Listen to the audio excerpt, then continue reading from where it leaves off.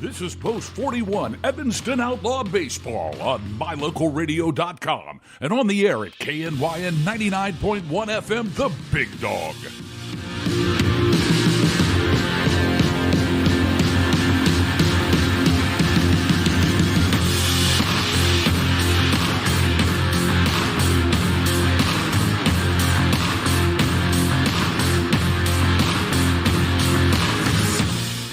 Evanston Outlaw Baseball is brought to you by Auto Farm Chevrolet, Bear River Dental, The Best Western, Dunbar Inn and Legal Tender Restaurant, Elling Ford Brothers, Evanston Regional Hospital, Freeway Tire, Hoover Chiropractic, Dr. McKay Frankham, Mountain West Business Solutions, Plains Tire, Rocky Mountain Sign, T-Bar Body Shop, Trona Valley Federal Credit Union, the Come On In Casper, Uinta County School District Number 1, West Star Printing, and by Rocky Mountain Yeti.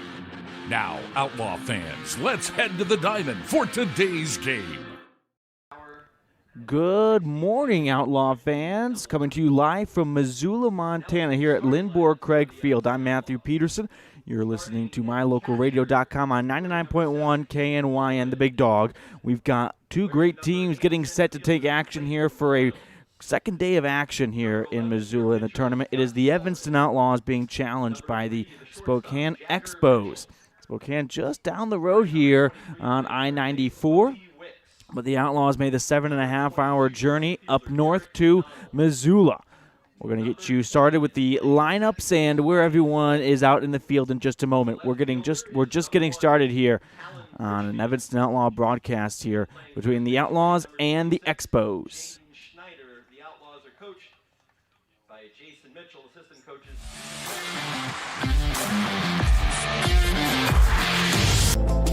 This First Bank of Wyoming broadcast of Outlaws Baseball is brought to you in part by Hoover Chiropractic.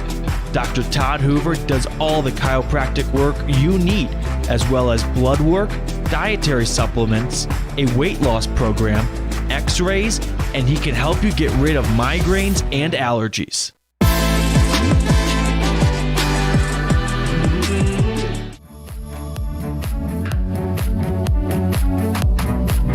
What do you do when you lose a tooth? Put it under your pillow. Under my pillow. Like a treasure chest so you could put it in. Why do you do that? Because then the tooth fairy comes. For the tooth fairy. So the tooth fairy can come get them. And then what happens? I get money.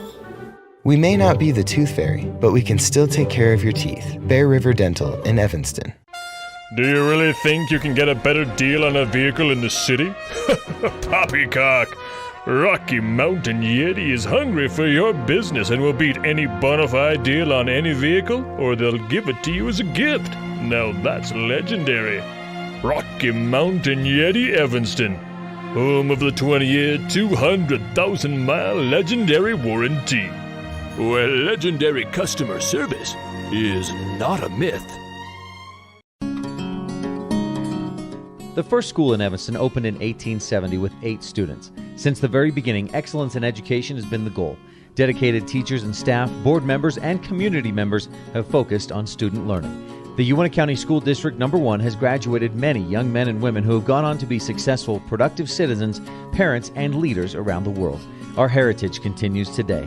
Uinta County School District Number 1, Pathway to Excellence.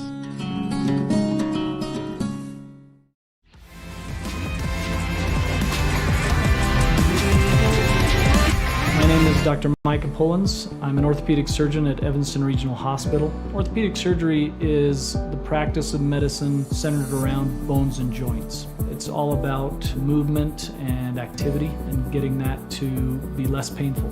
Watching a patient with a specific problem, whether that's pain or decreased range of motion, and being able to treat them, by far the best part of my job.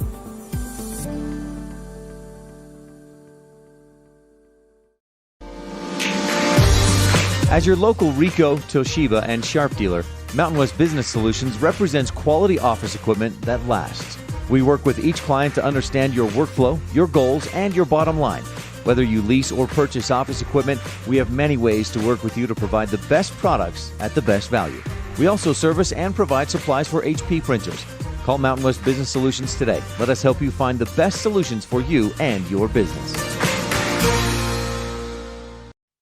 When your vehicle needs new tires, any tire store can get you back on the road. But only Plains Tire can get you rolling again with the peace of mind that you were treated well, paid a fair price, and that you'll be taken care of for the life of the tire. At Plains Tire, trained tire technicians mount and expertly balance your new tires, replace the valve stems, and hand check each lug nut to make sure it's all tight and secure. Plus, you'll get lifetime alignment checks and tire rotations only at Plains Tire, 157 Bear River Drive, Evanston. Visit plainstire.com.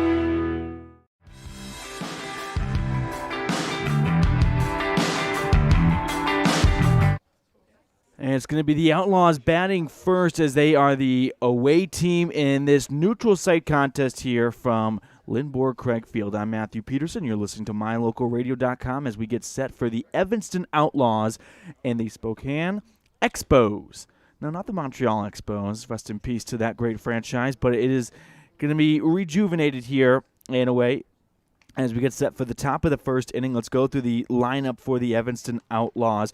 Leading off for Evanston, it is the catcher, Hank Allred, followed by Clayton Moyles. He'll be playing in center field. Gus Allred is on the mound and batting third. Hitting cleanup, it's the shortstop, Jagger Mitchell. Batting fifth and manning the hot corner, Bodie Wicks. Derek McDonald bats sixth and camps under right field. Ryan Baldwin hits seventh and will play second base. Talon Critchfield will camp in left field and bat eighth. And rounding out the order for the Outlaws, and over at first base, it is Jaden Schneider. So that's the lineup for the Outlaws and where they are defensively. We'll get you the Expos lineup when they come up to the plate. But on the mound for Spokane, it is Mike Keneally. Mike Keneally. Don't have a lot of information on the Spokane team. In fact, talking with their coach, head coach Sam Brown, I was like, what's your guys' record? And kind of had to scratch his head for a second. What is our record? But it happens when you play so many times in baseball. You kind of lose track here and there. But the Outlaws are going to enter with an 18-14 overall record. Meanwhile, Spokane coming in with an 8-5 mark. So Evanston's got some more experience over their counterparts from the great state of Washington. Hank Allred getting set to get up to the dish. Allred this season been doing pretty well, batting just a hair under 300, a 299 hitter, but a nice OPS of 846. That's your on-base percentage plus your slugging. That's what the new metric is, but I think that's going to be out pretty soon. I don't know. We'll talk about that later. But Allred's walking up to the plate for the first batters. We're going to get set for some great baseball here out of Missoula, Montana. Evanston will play 5 games, 2 today, 1 tomorrow, 1 Saturday, and then a final game on Sunday. Allred, the righty, steps in for a righty-righty matchup. Here comes the first offering. It swung on and missed as Allred really trying to push that one beyond the fence. In fact, slipped down to his right knee. So quickly the count is 0-1. Next offering is swung on and missed as well, and Allred finds himself in a hole. It's 0-2 for the leadoff man in the top of the first inning. Keneally delivers, and it is fouled back. Hank Allred will be doing the catching today. The Outlaws are without Eric Greer, so they're a little short-handed for behind the home plate dish. The 0-2. And a good eye from Allred. It misses low and away. 1-2 the count. Nobody on for the leadoff man in the top of the first inning in a scoreless affair. Here comes the 1-2. This one is slapped into shallow right center field. Charging in is Carroll, and he makes the squeeze for out number 1. So Allred is retired, and the Outlaws have 1 out and nobody on for Clayton Moyles. Number 8, center fielder Clayton Moyles. Moyles sporting that number 8 uniform as the number 8 jersey as the Outlaws come here with their away uniforms on. White tops, white bottoms, blue sleeves, and a gradient blue along the belt line. Keneally, the first offering. This one is slapped down the right field line, but turning foul and getting foul for strike 1. It is 0-1 to Clayton Moyles. Let's check out what Moyles has been doing at the plate so far this season. He's been a consistent threat for the Outlaws, but tinkering off lately, batting .263 midway through the season. Nobody on for the number 2 hitter with 1 out and a scoreless game between Evanston and the Expos of Spokane. Here comes the 0-1. This one is rifled into left field, and it is caught by Tibbetts. Tibbetts took a couple steps back, and that's all he needed to do to record the second out. So a pair of outs early here for the Outlaws to left and right field, and that brings up the pitcher and the number 3 hitter, Gus Allred, with nobody on in the top of the first inning. Allred, a lefty, gets set, and the first offering is a called strike, a fastball right down the middle, 0-1. A righty-lefty matchup between Mike Keneally. Next offering, a check swing, and they say he went. And now Gus Allred is behind in the count, 0-2. This righty pitcher for the Expos has been dealing so far in this young game. The 0-2 is fouled down the left field line and into the concession area. Count remains 0-2 with 2 outs, nobody on in the top of the first inning, scoreless between the Outlaws and the Expos. Here comes the 0-2. And it's a called ball inside, shin high, and it's 1-2. 1 ball and 2 strikes. Keneally gets set, the kick and the pitch. That's outside at the belt, 2-2. So far from Keneally, we've seen a lot of fastballs. We got a heavy dose of that. Let's see if he can incorporate a breaking ball or a slider or a changeup. The 2-2 is slapped into right center field. That's right down between the first baseman and the second baseman for a 2-out single for Gus Allred. So Allred's aboard with 2 outs, and that brings up Jagger Mitchell. Jagger Mitchell, not only one of the best players on this team, but wow, what a statement he is making to all of Wyoming American Legion baseball, vying for, an all-state selection.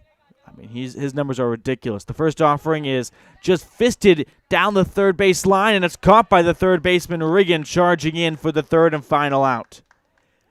So the Outlaws go down with 1 hit, nobody on, no runs to show for themselves. We'll meet you at the bottom of the first inning, scoreless between the Expos and the Outlaws. No runs, 1 hit.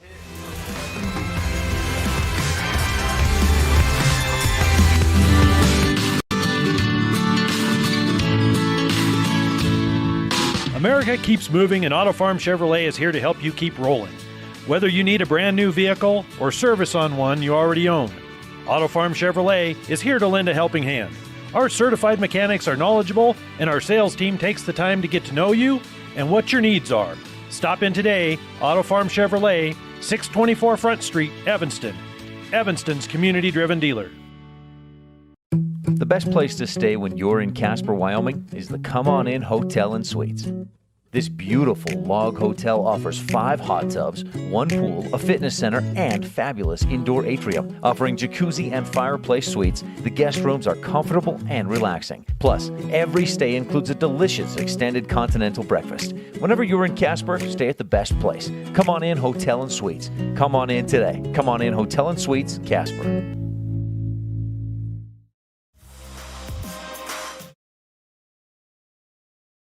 And welcome into the bottom of the first inning. It's scoreless between the Outlaws and the Expos, but it is now Spokane's turn to bat as we will see Marcus Lopez, Lucho Reynolds, Carson Cofield are the 3 scheduled to bat here.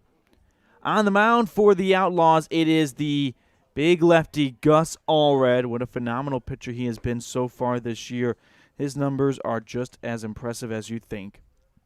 I mean, Allred has been a consistent go-to pitcher, and With a 3.15 ERA, you can understand why he's going to make his 7th start of the season and his 10th appearance overall on the mound for the Outlaws. Let's run through the Evanston defense really quickly. Talon Critchfield is out in left. Clayton Moyles will camp in center field. Derek McDonald in right. And then as for the infield, from left to right, Bodie Wicks at third, Jagger Mitchell at shortstop, Ryan Baldwin at second, Jaden Schneider will hold down first base, and a battery consisting of the two brothers, Gus and Hank Allred, with Hank behind the dish and the lefty Gus up on the mound. Marcus Lopez for the Expos will be the first to bat here as we get our Impact Physical Therapy scoreboard set up for you guys. Reset everything, and the Outlaws warming up here at the Missoula Mavericks Memorial Tournament. It is day 2 of it. Got started yesterday with the home team winning. That's what you want to see, right?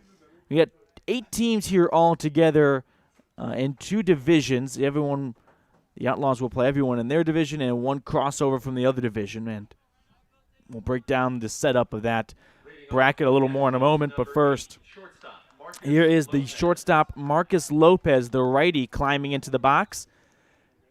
For the leadoff man is Gus Allred. Checks out his infield, and now is going to get ready here for the lefty-righty matchup. The first offering is a called strike, low and away. Allred finds himself ahead in the count to start things off in the bottom of the first of a scoreless matchup. 0-1 the count to Lopez. The next delivery. And a breaking ball inside, another called strike, and it's 0-2 to the shortstop, Lopez.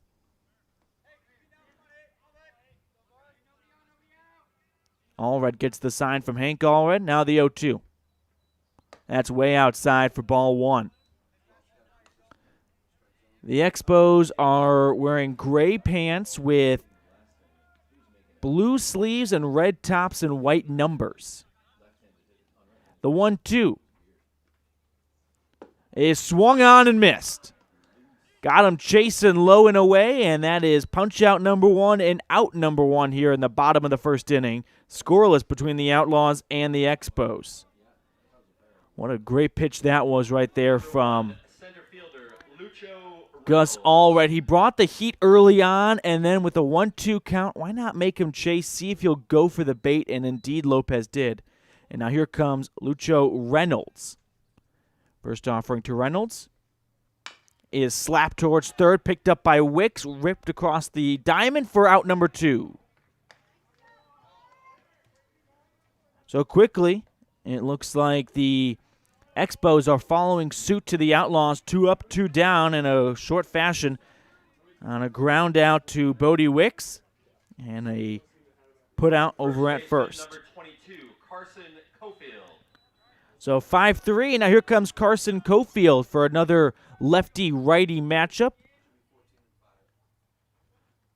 Allred delivers the first offering. And wow, what a great breaking ball that was as it's called strike right down the middle. Looked like it may stay high and then just dips down at the last moment. 2 outs, nobody on for Cofield. The 0-1 is ball outside, belt high. 1-1. Lopez struck out to start things off. Then Lucho Reynolds just a few moments ago grounded out to third. The 1-1 now. And that one is bounced towards short, picked up by Jagger, over to first, off the bag, and the runner is safe. The throw, and now he's out. Nope. We got the corner of the bag, so let's unpack that. The throw from Jagger to Schneider at first pulled Jaden Schneider off the first base bag. It was towards home plate, and the runner just kind of sneaked underneath the throw and got a piece of the bag, so I think you're going to call that an E6 right there. Number 5, Turk Riggin. So, yeah, I think they're going to put that down as an E6 on Jagger. So, runner at first with 2 outs. And here comes Turk Riggin. Lefty-righty matchup. First delivery is outside for ball 1. So, The runner at first is unearned right now if he were to touch home plate, as it would have been out number 3. Want to know the count?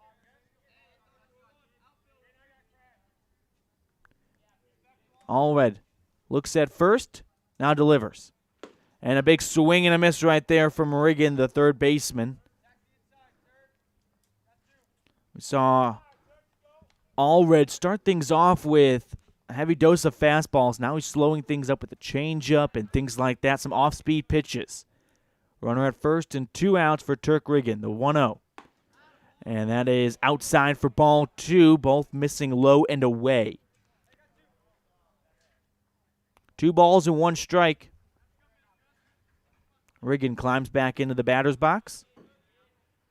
Allred, the lefty, looks at first. Now goes home. And this one is blooped into left field. Charging in is Critchfield for the third and final out. So the Expos leave 1 on. No runs, no hits, 1 error, and 1 left on base. We're scoreless after 1 inning of baseball from Missoula. We'll see you in the top of the second inning as the Outlaws will get back to the plate looking for the first run of the game.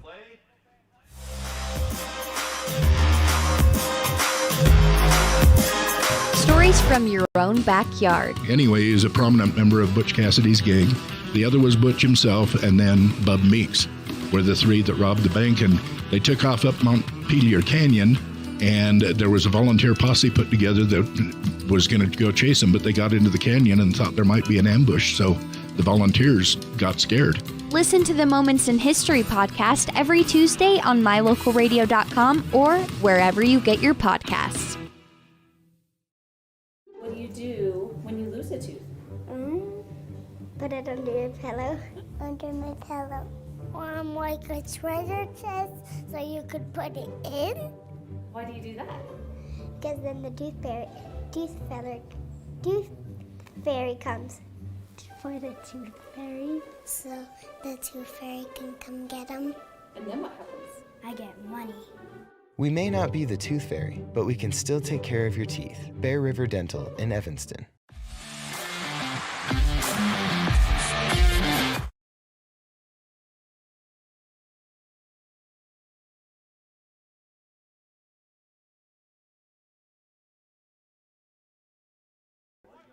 And welcome back as Bodie Wicks, the righty, steps in. We're going to reset our Impact Physical Therapy scoreboard board. It is scoreless after 1 inning of baseball as Wicks watches a ball get across the plate. Top of the second inning, Outlaws and Spokane Expos. Next delivery to Wicks is going to be inside for ball 2, so it is 2-1 with no outs and nobody on for the leadoff man. 2-1 delivery is swung on and missed, and Wicks really chasing that one. Wanted all of it. So Bodie Wicks this season started off a little slow, but really picked things up lately. The 2-1 is pushed into center field. Reynolds will stay still as it falls right to him, and there's 1 out. And now here comes Derek McDonald. Right fielder, Derek McDonald. Nobody on and 1 out for McDonald. First delivery, McDonald is up high for ball 1. McDonald this season, a .295 hitter. That's some big extra base hits as well. The 1-0 is cut on and missed inside. Nice pitch right there from Keneally. Yeah, McDonald has a home run. Next offering to McDonald is a check swing and a called strike. 1-2 as the righty-righty matchup gets set. The 1-2. And that's inside and up high for ball 2. 2 balls, 2 strikes, nobody on and 1 out in the top of the second inning in a scoreless game between the Outlaws and the Expos. The 2-2 is swung on and missed. Breaking ball low and away, and McDonald chases, and a first-time punch-out for Keneally in this game. And there are 2 outs with nobody on in the top of the second for Ryan Baldwin, the righty. First delivery to him is fouled back for a strike. 0-1 the count to Baldwin.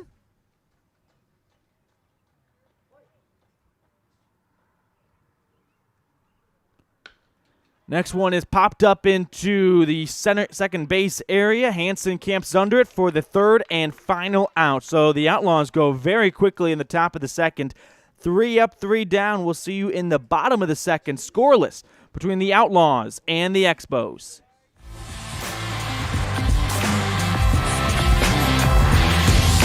Evanston Regional Hospital is an affiliate of the University of Utah Health. Our partnership builds on a long tradition of collaboration between Evanston Regional Hospital and University of Utah Health. Inside these doors, our dedicated staff is committed to being your caring partner in your healthcare journey. Whether you need an MRI or surgery, are expecting a new baby, or you're having a heart attack, Evanston Regional Hospital is here to help. Evanston Regional Hospital. Healing begins here.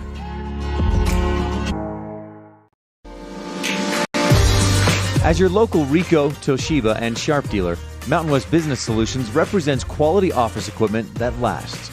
We work with each client to understand your workflow, your goals, and your bottom line. Whether you lease or purchase office equipment, we have many ways to work with you to provide the best products at the best value. We also service and provide supplies for HP printers. Call Mountain West Business Solutions today. Let us help you find the best solutions for you and your business.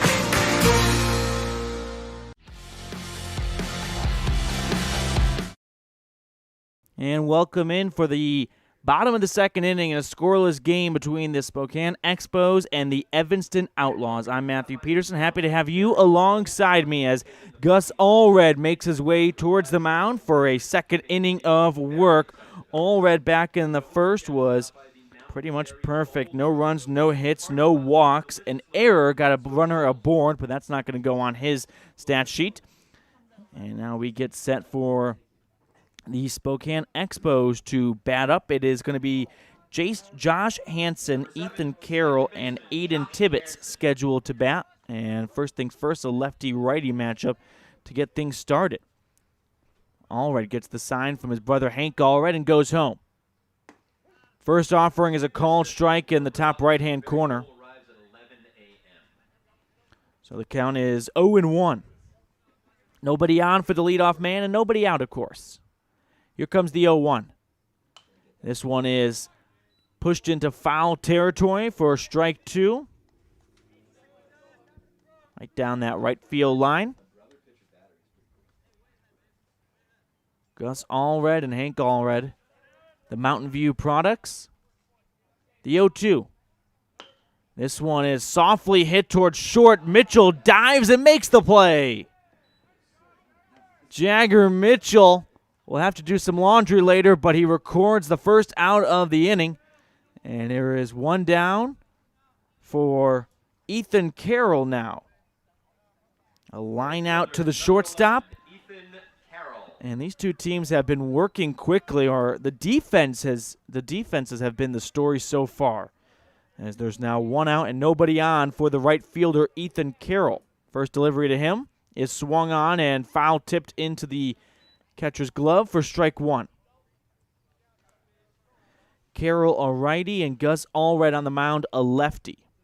I haven't seen a lefty batter yet for the Expos. Let's see if we get one. They only brought 10 players, I should say, though. Next delivery is going to miss low and away for ball 1. 1 ball and 1 strike and 1 out. Nobody on in the bottom of the second inning. Scoreless between the Expos and the Outlaws.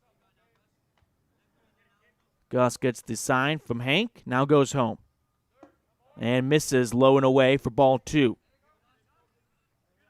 And Gus Allred with that four-seamer and that curveball. Those are his first 2 pitches in his repertoire that he loves to go to. He can incorporate a changeup, but you don't see that as often as the 1-1 is delivered. And this one is sharply hit into left field. Chasing back is Critchfield, and he'll get under it for out number 2. Alan Critchfield, for a moment there, thought he may be running towards the warning track, but just kind of got held up in that MISSOULA air and fell for a shallow flyout. Number 4, So with that, there's 2 outs. Nobody on for Aiden Tibbetts, the left fielder. Bottom of the second inning, scoreless between the Outlaws and the Expos. Aiden Tibbetts, a righty, climbs in the first delivery. Fastball misses low and inside for ball 1. You talk about what Gus Allred likes to do on the mound. He likes to attack that strike zone early. He wants to get up and ahead in the count. You don't really see a ball 1 on the first delivery. The 1-0. Misses outside for ball 2. Momentarily got away from Hank Allred, but nobody on, so not an issue. With 2 outs as well.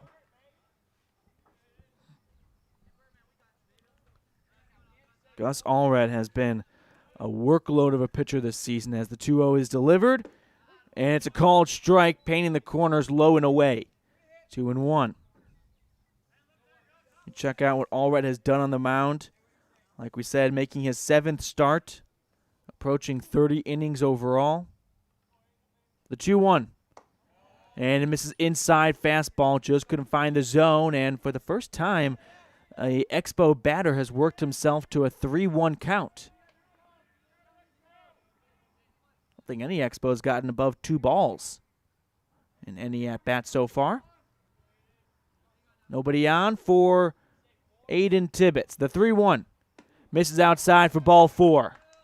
So a 5-pitch walk, and there's a runner at first in the bottom of the second inning with 2 outs and no score on the Impact Physical Therapy scoreboard for Paxton Ayers, the 8-hole hitter.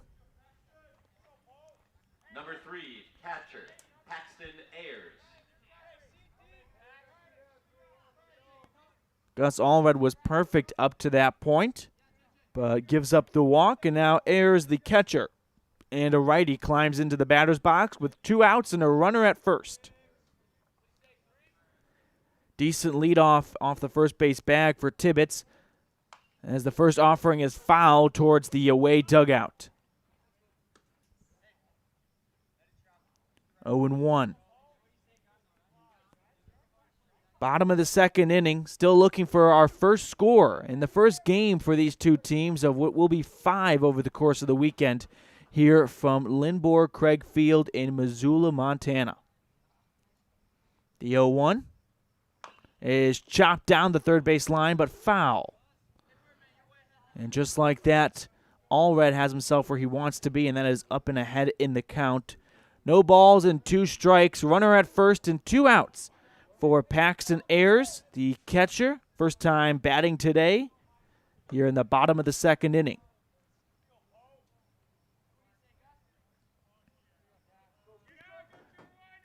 Gus Allred gets a new ball, and Ayers steps back into the batter's box as we get set with an 0-2 count.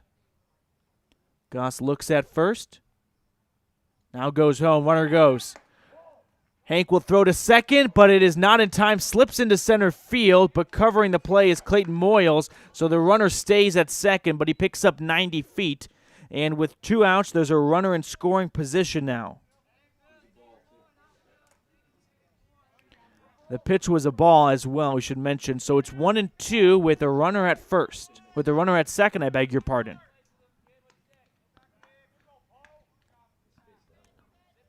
The 1-2 is swung on and missed for out number 3 and the second punch out of the day for Gus Allred. So after 2 innings of baseball, we're scoreless. But the Expos leave 1 on. No runs, no hits, no errors, and 1 left on base. We will see you in the top of the 3rd inning as Evanston will look to tack on their first runs of the day.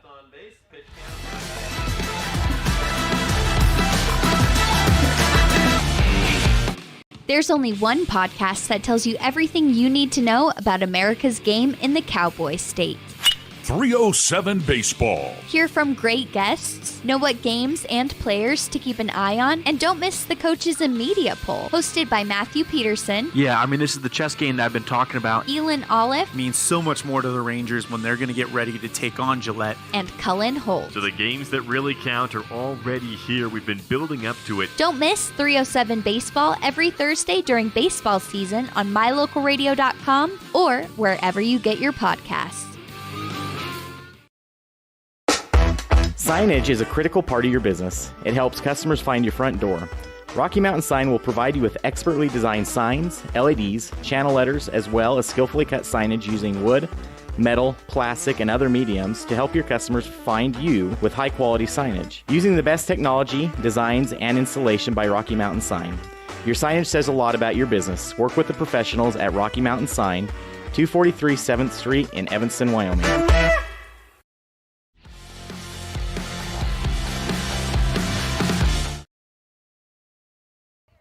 And welcome back to Missoula, Montana. We are now in the top of the third inning. We'll get the Impact Physical Therapy scoreboard set up for you guys.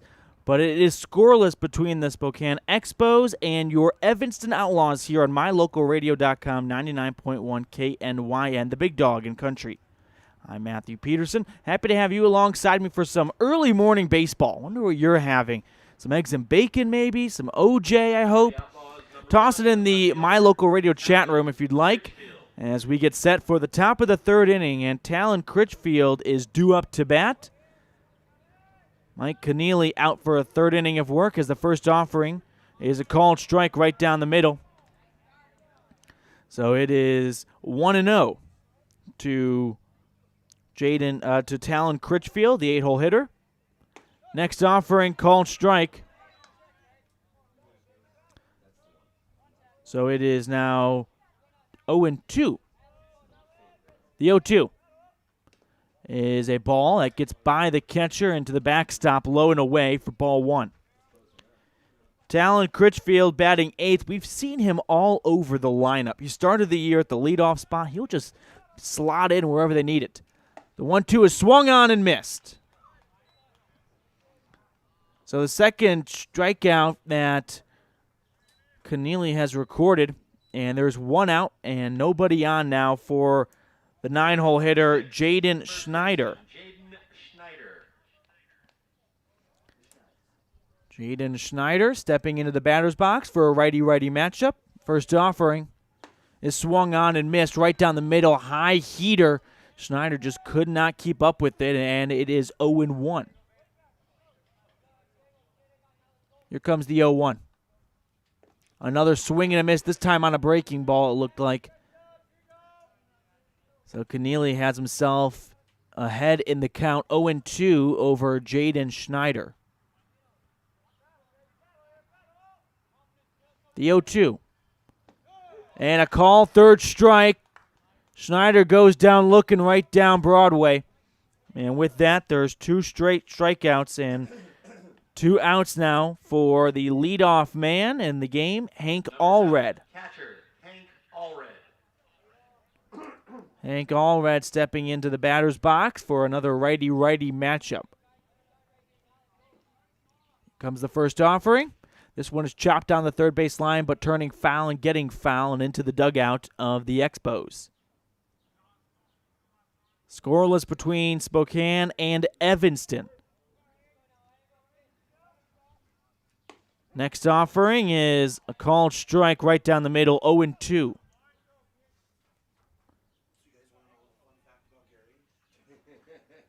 The 0-2 delivery. And it looks like Hank chased it. It's in the dirt for a drop third strike, and they get the out at first. So the Outlaws go 1, 2, 3, strikeout, strikeout, and you know it, strikeout. We'll see you in the bottom of the third inning. It's scoreless between Spokane and Evanston.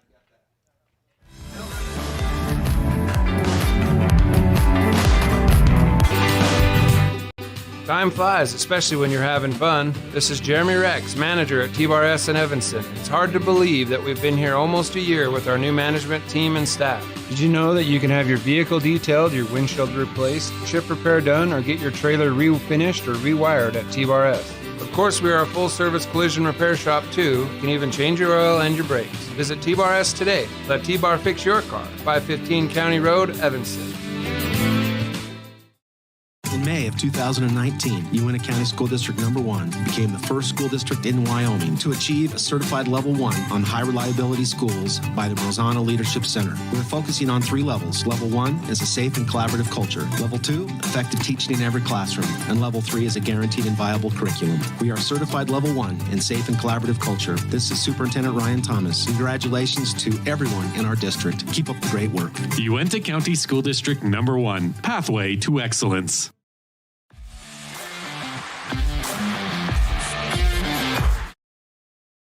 And welcome into the bottom of the third inning. Scoreless between the Expos and the Outlaws. It will be Spokane to bat here in the home third with Gus Allred out on the mound for another inning of work. And he's dealing a shutout so far, a hitless a game as well. And Spokane has yet to record a hit, but they have reached twice via a walk and an error. Get our Impact Physical Therapy scoreboard set up for you guys watching on mylocalradio.com. If you're listening on 99.1, well, you can simply disregard that. But the scheduled hitters now for the Expos, it is the 9-hole hitter and the DH, some American League Baseball, Sam Martins. Then we'll turn the lineup card over and go back to Marcus Lopez and Lucho Reynolds. Gus Allred, the lefty on the mound so far, has been excellent. You check out what he's done. He has 2 strikeouts to his name and induced a handful of flyouts and a ground ball. And like I said, just an E6 and a walk has gotten anyone aboard so far in this early game. We are approaching the midway point. It's been quick as well. Hour and a half into it, give or take. Here in the bottom of the third inning now.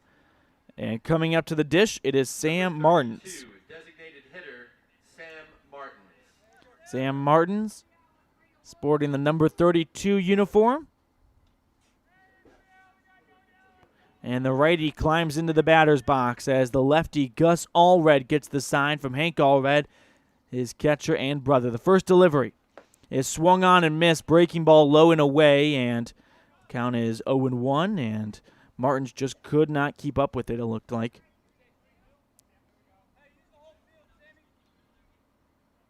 The 0-1 is fouled back and nearly right to us.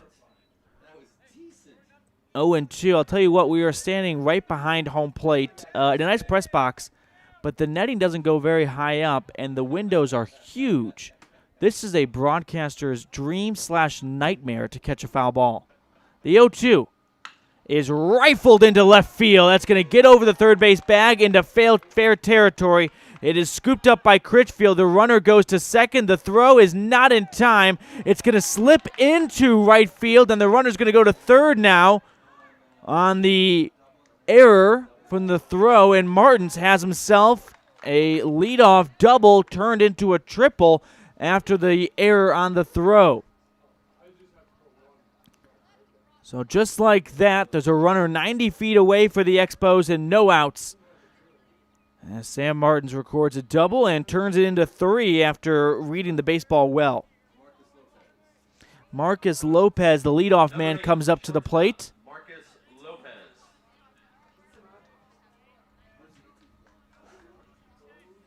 I think the throw is on, errors on Jagger Mitchell at shortstop on the throw. First delivery is outside for ball 1.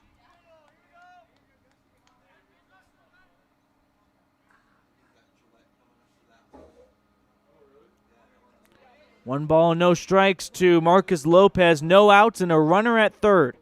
The 1-0. And that one misses outside for ball 2. Now Gus gave it all he had. His hat came off in the process of delivering the pitch. Bottom of the third inning, scoreless. But the Expos are threatening with a runner at third after a leadoff double, and a triple came result after an error as the next delivery misses for ball 3. And now Gus Allred finds himself in a big hole here with no outs and a runner 90 feet away from scoring. The delivery. And that's a called strike and a much-needed one right down the middle, kind of low and inside. So it is 3-1 to Marcus Lopez, who struck out swinging his last time at the plate.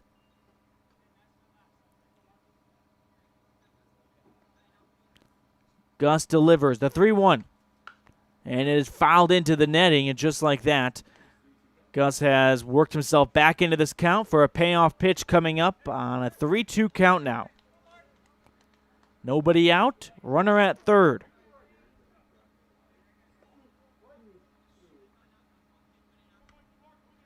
The 3-2. This one is chopped towards third. Wicks can't get to it. Jagger's behind him, and there's no play to be made as the runner from third touches home plate on an infield single from Marcus Lopez, and the Expos are on the scoreboard. They lead at 1-0. So 1-0 Expos with a runner at third, or with a runner at first, I beg your pardon, and no outs after Lopez records the RBI single.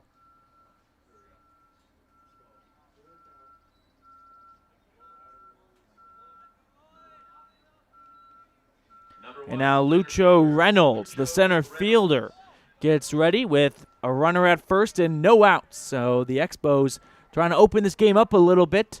And Gus Allred will try and reel it back a little. Looking over at the Outlaws bullpen, we have some activity going on. Gus looks at first, now goes home.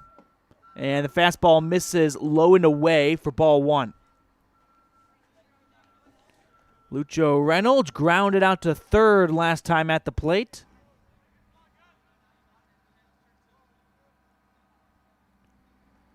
Allred checks at the runner at first, but no play to be made, and they're actually going to call a balk. It looked a little unnatural from my point of view as well. So a balk is awarded, and the runner gets to walk 90 feet untouched, and now he finds himself in scoring position with no outs. I think the umpire here is just kind of telling Gus Allred why that was the case.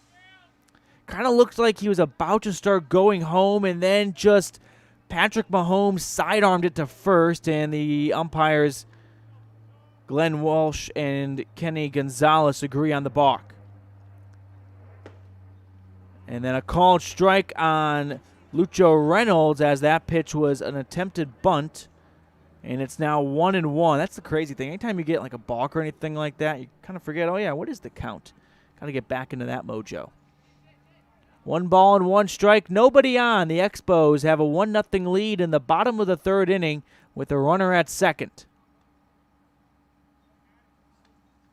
Allred now not really all that concerned with the runner. Looks over his left shoulder, now goes home. Curveball misses outside for ball two. Spokane is located right on the eastern edge of Washington. All you got to do is cross through Idaho and you deposit yourself right here into Missoula. The 2-1. And that one misses low and away. It's 3-1.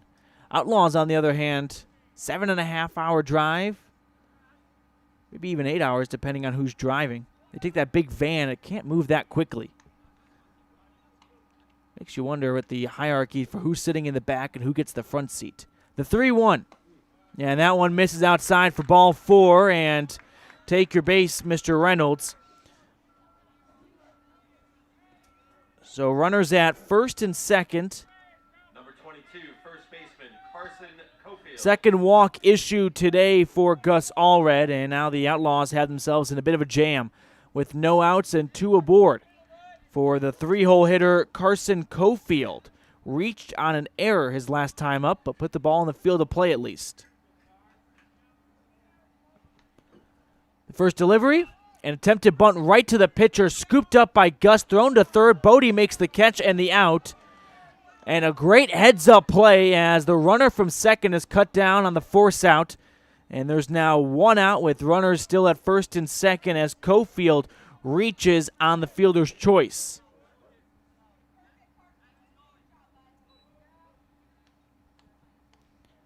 So Carson Cofield delivered a nice bunt, but it was square as can be, went right towards the mound, scooped up by Gus Allred, and as a lefty, that's not such a difficult play to make to get him out at third. Heads-up play by Bodie Wicks to get himself to the bag.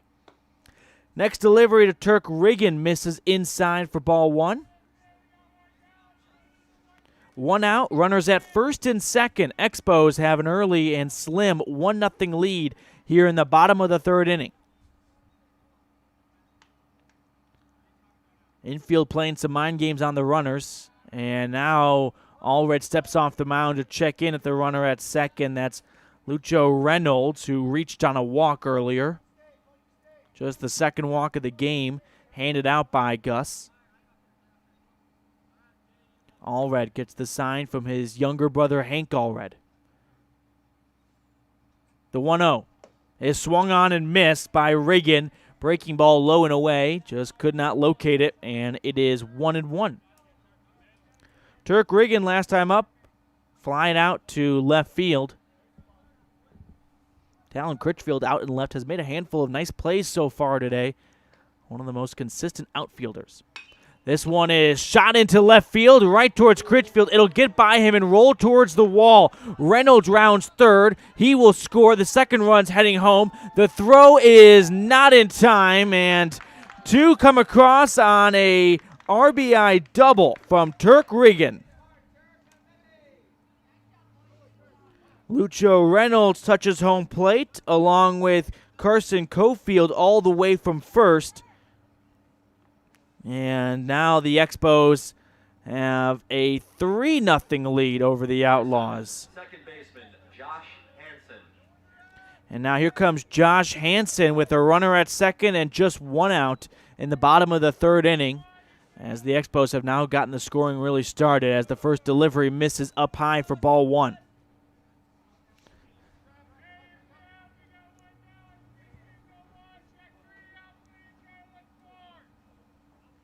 Gus Allred peeks at second, now goes home.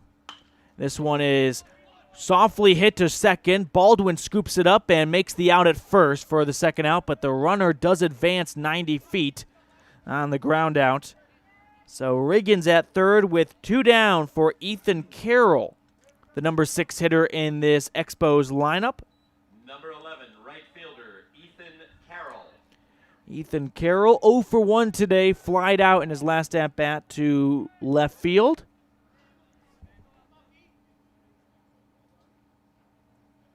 First delivery is fouled back and into the parking lot for strike one.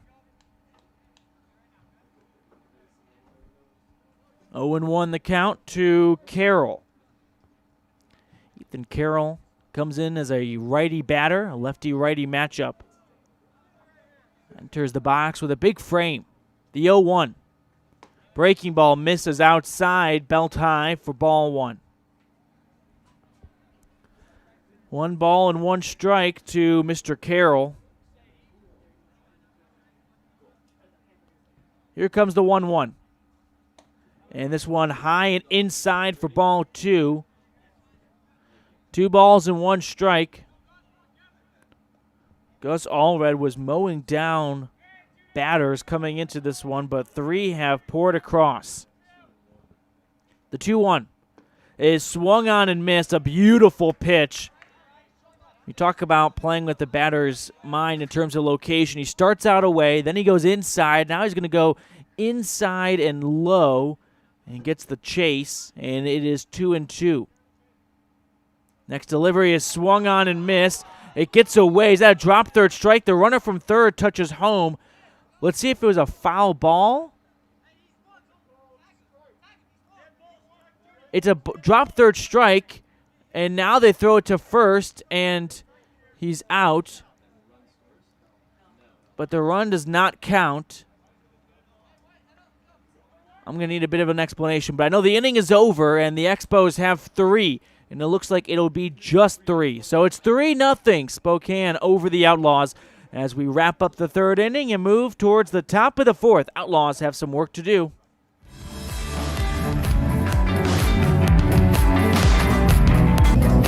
This first First Bank of Wyoming broadcast of Outlaws Baseball is brought to you in part by Hoover Chiropractic.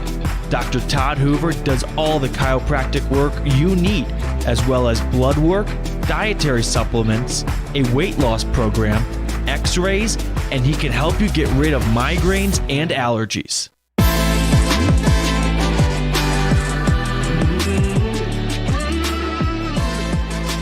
Okay, welcome back here as we get you set for the top of the fourth inning. The Outlaws are in a 3-0 hole over the Spokane Expos.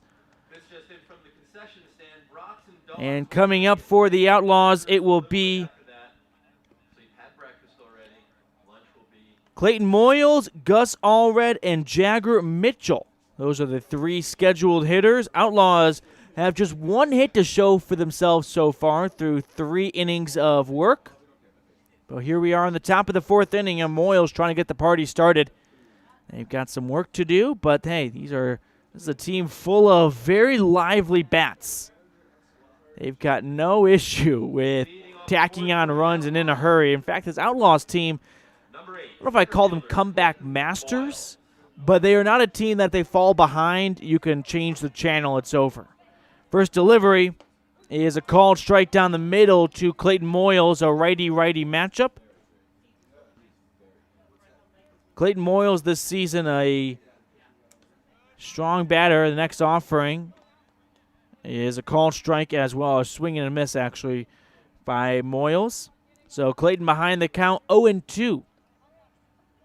Top of the fourth inning, Expos with a 3-0 lead as Clayton steps out of the batter's box for a moment. A .263 hitter for Moyles. And then a called third strike, and he goes down in 3 pitches.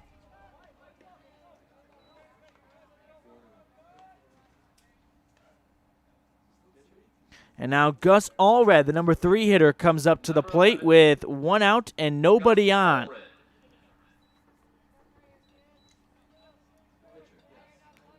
Allred the pitcher. Righty-lefty matchup. First offering misses outside for ball 1.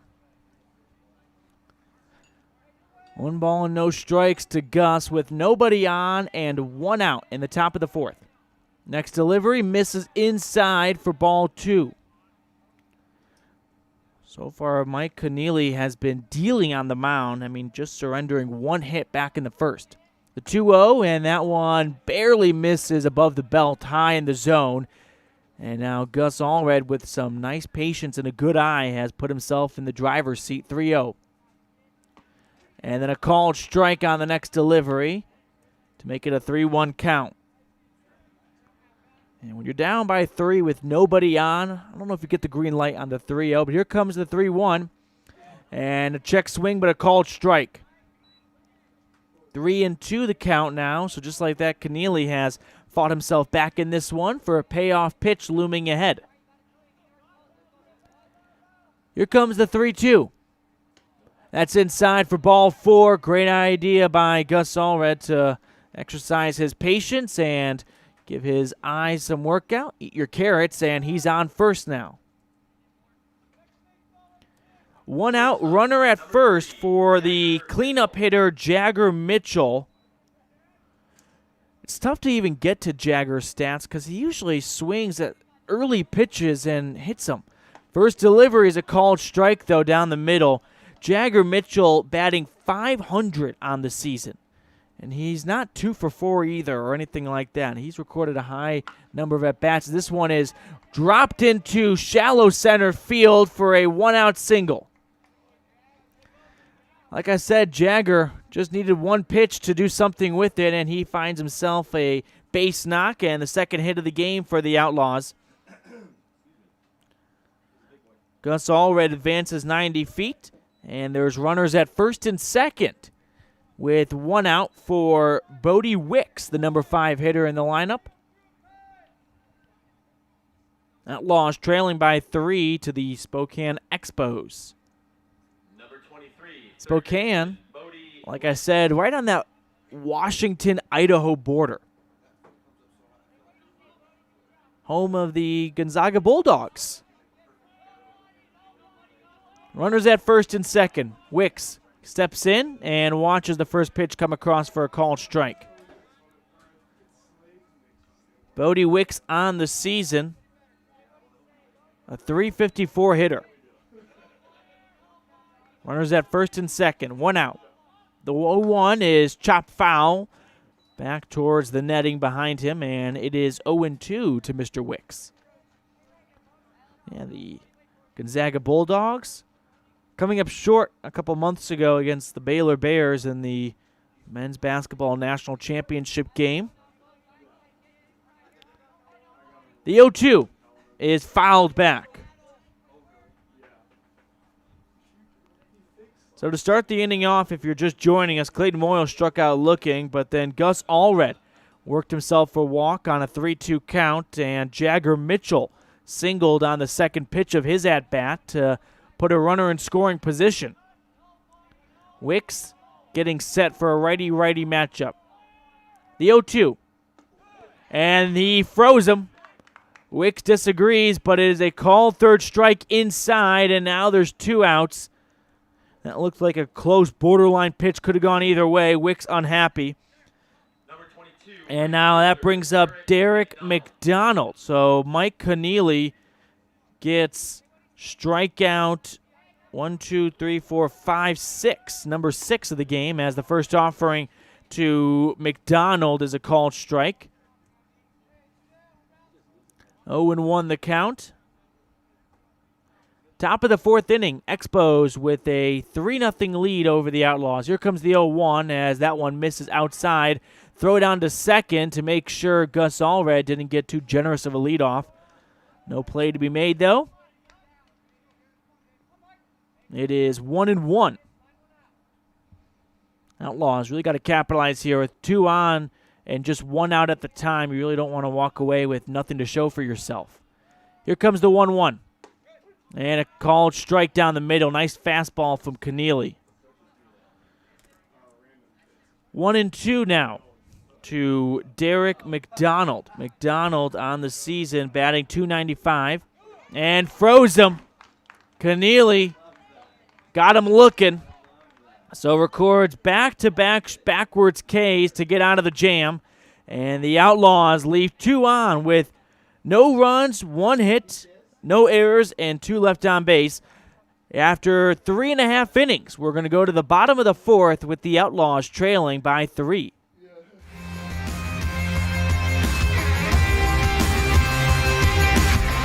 When your vehicle needs new tires, any tire store can get you back on the road. But only Plains Tire can get you rolling again with the peace of mind that you were treated well, paid a fair price, and that you'll be taken care of for the life of the tire.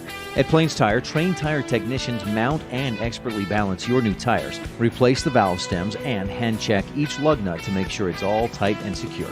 Plus, you'll get lifetime alignment checks and tire rotations only at Plains Tire, 157 Bear River Drive, Evanston. Visit plainstire.com. The importance of saving and learning how to use money wisely can be taught from a very young age. At Trona Valley Federal Credit Union, we offer youth accounts to help kids learn to save, borrow, and spend responsibly. Our youth accounts are special, just like the kids in our community. Check out our See You Grow, See You Learn, and See You Prosper accounts for kids 0 to 18. These accounts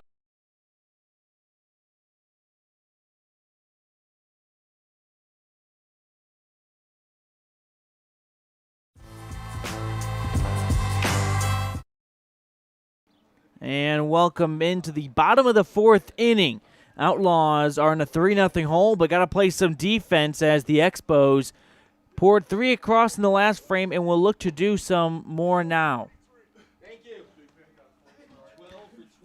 And we got a change in the lineup. Ashton Eldridge comes in for Bodie Wicks at third. So Eldridge slots in at the hot corner.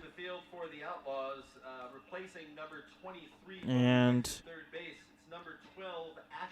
Eldridge, who was on the bench up to this point, will now get some action. Scheduled hitters due up for the home team, the Expos. It is Aiden Tibbetts, Paxton Ayers, and Sam Martins. That is 7, 8, and 9. You know, Wick struck out in his last inning, and I wonder if Coach Mitchell just wanted a changeup after that. Not really sure. Usually one of the Most consistent third baseman on this team.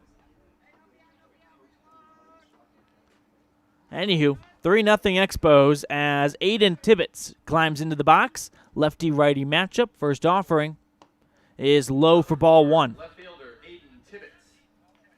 1-0. Tibbetts looking for his first at-bat, walked in his last plate appearance. Here comes the 1-0. And a nice pitch down the middle for a called strike.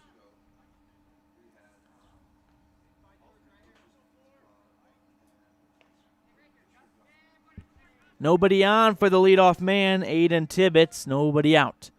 The 1-1. That one's in the dirt for ball 2. 2 balls and 1 strike for Aiden Tibbetts and Gus Allred.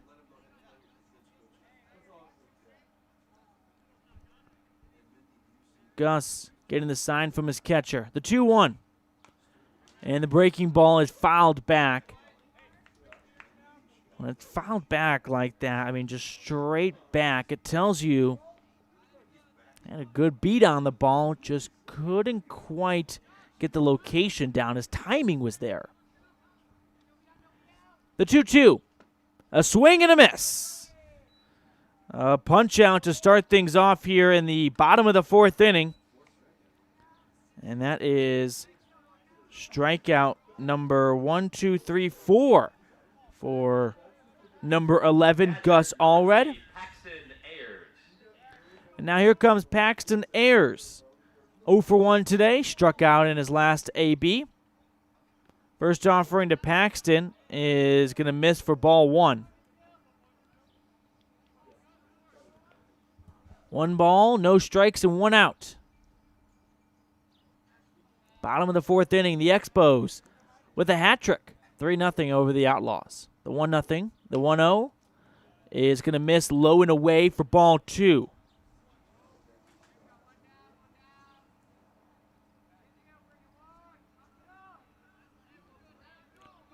Two balls and no strikes with 1 out and nobody on for Paxton Ayers. The 2-0 is chopped towards third. Eldridge gets to it across the diamond. Throw took Schneider off the bag, but he makes the tag.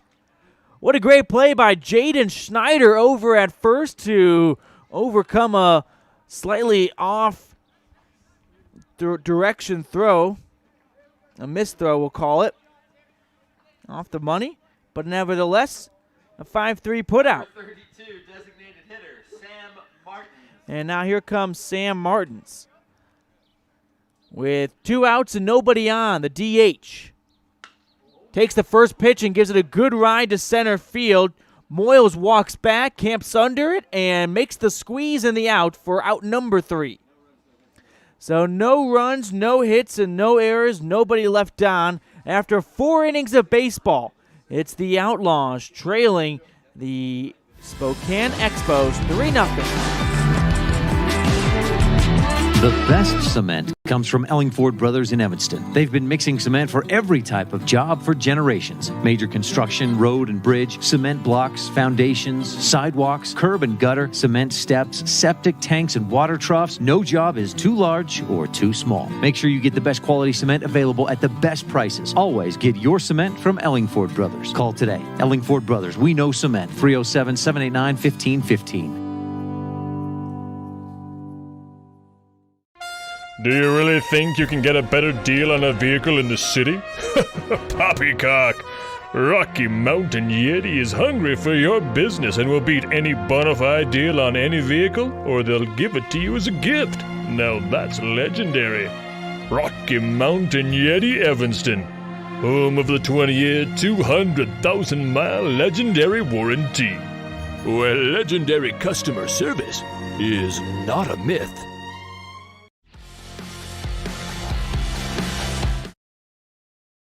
And welcome into the top of the 5th inning. It's the Outlaws and the Spokane Expos going at it.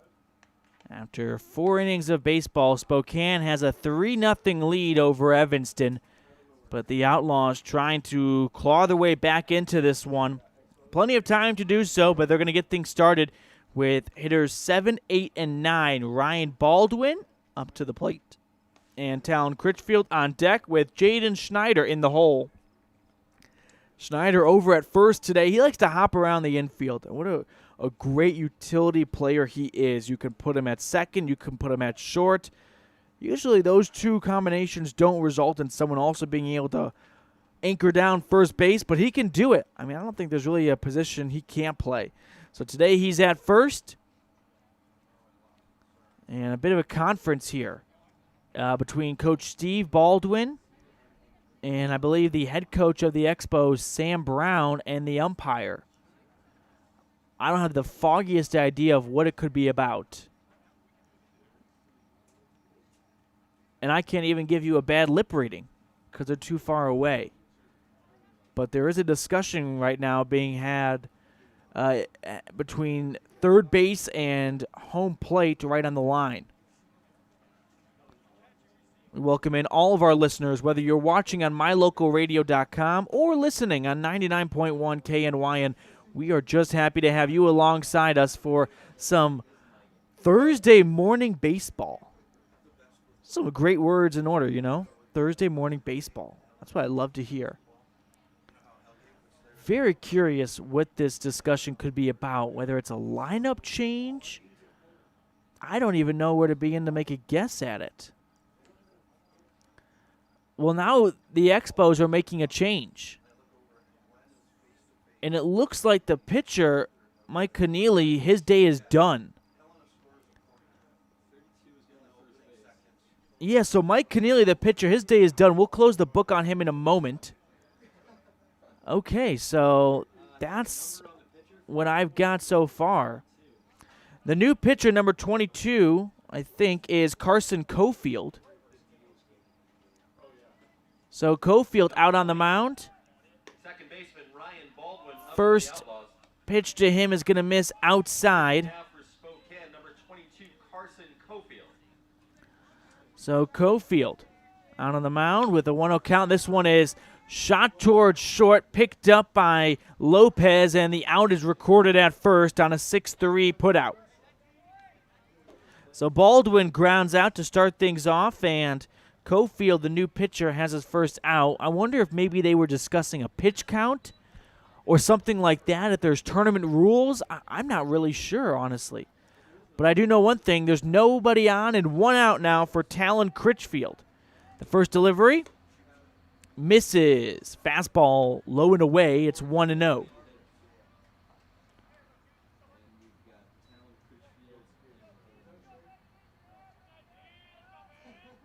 Next one to Critchfield is a called strike. I'll tell you what's weird on Game Changer. It says Sam Martins is the pitcher. Yeah. Oh, now it's updating. Right, yeah. It says Martins is at first, but online it's incorrect because unless they changed uniforms in the dugout, I don't know what's going on. We're all over the place. Next offering to Critchfield. Let's get back on track here. It's a 3-ball and 1 strike count here. A lot of switcheroo here. Here comes the 3-1. And a 5-pitch walk for Critchfield. So he's on first with a 1-out walk.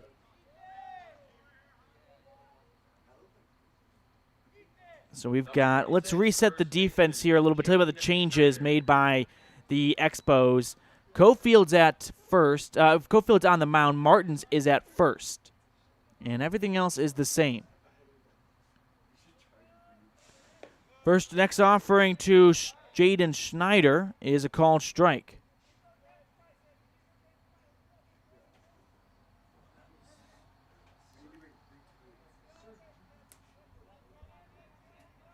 Cofield, the 0-1. That gets to the backstop. Runner goes, and Critchfield advances 90 feet on the wild pitch.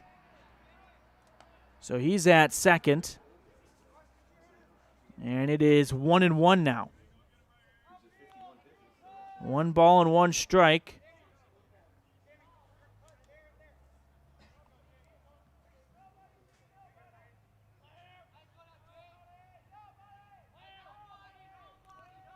Runner at second and 1 out. The 1-1.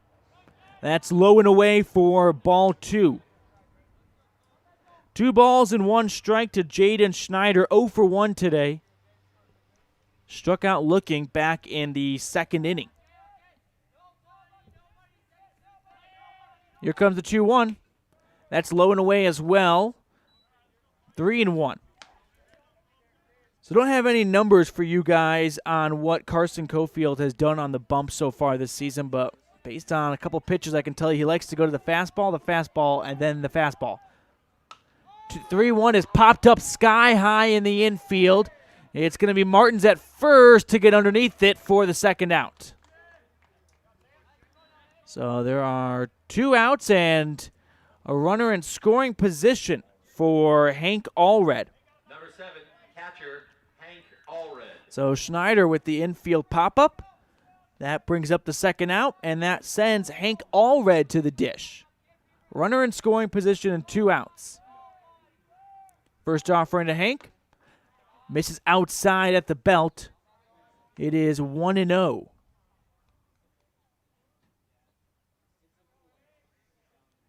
It's a righty-righty matchup as Carson Cofield gets the sign from his catcher, Ayers, and the next one is a called strike. 1 ball and 1 strike. Allred stepped out of the batter's box for a moment, now climbs back in. Cofield on the mound will step off for a moment as Critchfield at second is giving him fits. Looks at second, the 1-1. And that's low and away for ball 2. 2 balls and 1 strike. Critchfield reached on a walk and then advanced on the wild pitch from Cofield. 2 outs. The 2-1. This one is fouled down the first base line and out of play. 2-2 now for Hank Allred, who is 0 for 2 today. Flied out and struck out.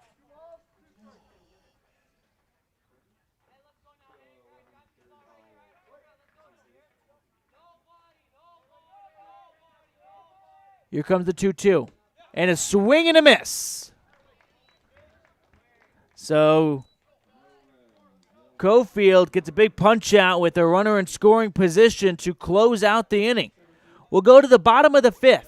It is the Outlaws looking for their first run, and they are in a 3-0 hole. No runs, no hits, no errors, 1 man left on base. 17 was the pitch count in that half inning.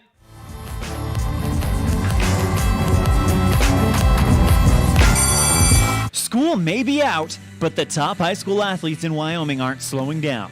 My Local Radio has you covered this summer for all the high school sporting events. Catch the Shrine Bowl on June 12th, the Soccer All-Star Game on June 19th, basketball boys and girls, and the volleyball All-Star Games on July 24th, along with the entire AA American Legion Baseball Tournament July 26th through the 31st, live from Laramie. Join us all summer long for the My Local Radio Summer of Sports to watch every game live or on demand at mylocalradio.com.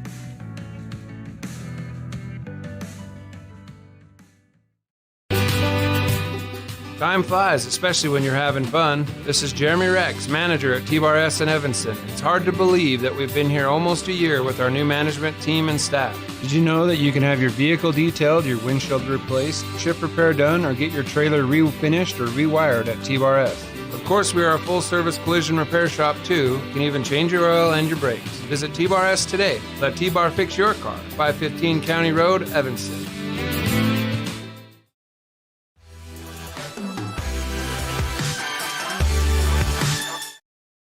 Welcome into the bottom of the 5th inning. Outlaws have some defense to play here. They're going to try to keep it at a 3-0 game as the Expos will come up to the plate with a nice commanding 3-run lead here in the home 5th. Scheduled hitters for Spokane coming up is going to be hitters 1, 2, and 3, Marcus Lopez, Lucho Reynolds, and Carson Cofield. Of those three batters, 2 have scored so far, so Evanston has some work to do here with Gus Allred out for another inning of work. Now, earlier we saw Mike Keneally's day come to an end. Let's give you the numbers for that Spokane pitcher, the starter.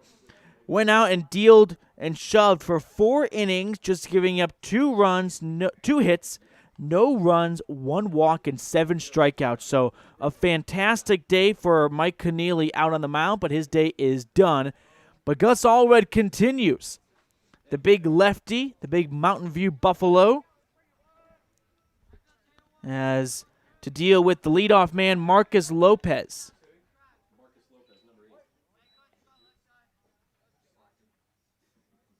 First offering. That one misses inside for ball 1. 1-0 to Marcus Lopez. He's 0 for 1 today with a walk. The 1-0. A swing and a miss, chased it low and away, and the count is even at 1-1 now. 1 ball and 1 strike for the leadoff man, Marcus Lopez. The 1-1 delivery. That is a called strike on the inside corner. It's now 1-2.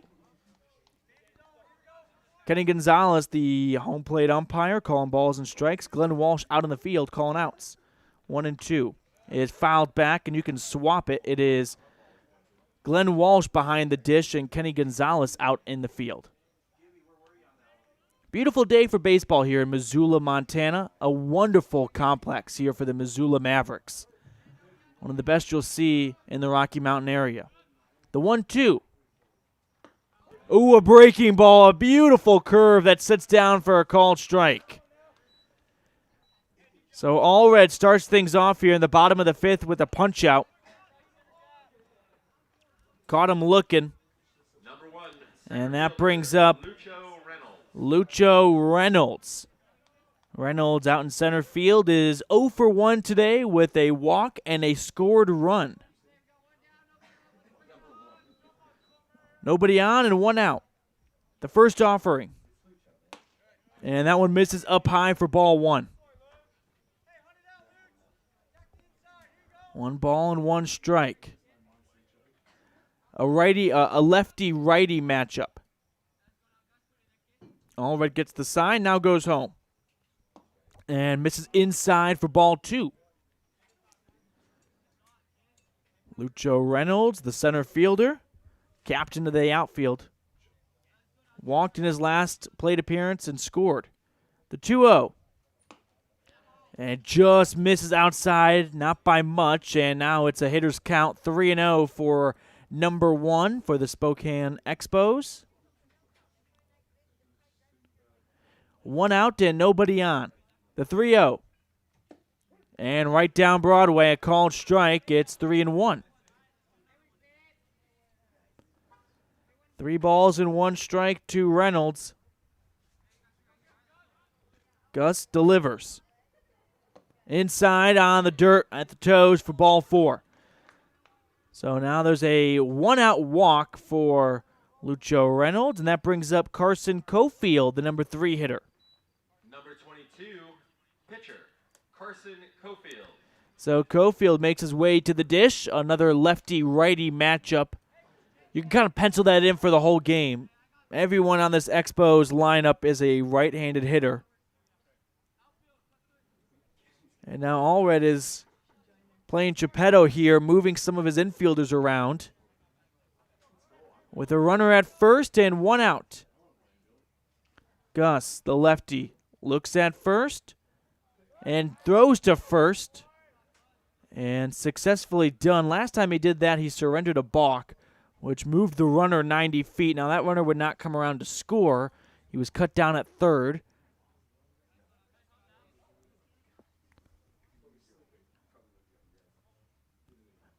Gus will throw to first once again. Looking at the leadoff for Lucho Reynolds, it's nothing egregious. Just your standard leadoff, but looks like this Expos team is a fan of small ball, right? Get on first, steal the second, and then let a single score you.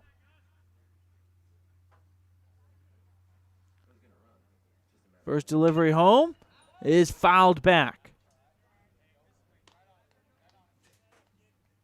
0-1 the count to Carson Cofield. Cofield is 0 for 2 today. Reached on an error and on a fielder's choice and scored on the latter. An interesting day to chalk up. 0 for 2 with the run scored. Reached both times. The 0-1. Inside. Runner nearly went. Now the throw to first is not in time. Schneider tried to apply the tag, but he was too far down the line to reach him. And it is 1-1. A 1-1 count to Carson Cofield, the new pitcher for the Expos, but batting third right now and looking to tack on some insurance run. His side leads by 3.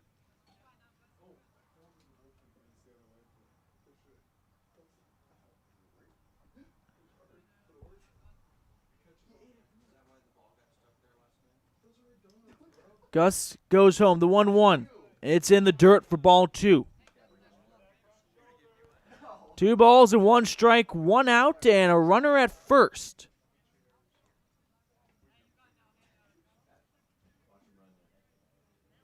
Lucho Reynolds reached on a walk. And these two are in a cold war right now between Allred and Reynolds, the pitcher and the runner at first. Lucho is just dancing, taking a nice lead off. I mean, he's going to steal the first chance he gets.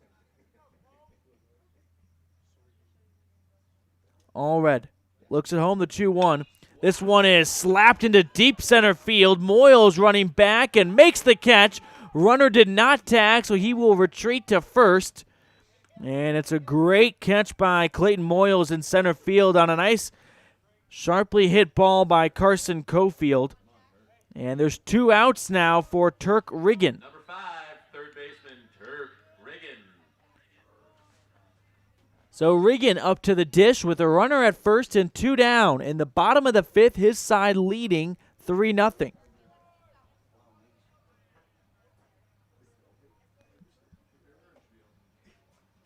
And then we have a rundown here. Throw it at first. Yeah, we got a rundown in deep between first and second. Reynolds retreating. Schneider chasing him back to second. They throw it to second. Now he's running back to first. They make the tag, and they get out of the jam. A great pickoff move by Gus Allred, though, to catch Lucho Reynolds in no man's land. And so with that being said, Turk Riggin will have to continue his at-bat in the next inning of work. But we go to the top of the 6th. It's the Outlaws trailing 3-0 on the Impact Physical Therapy scoreboard.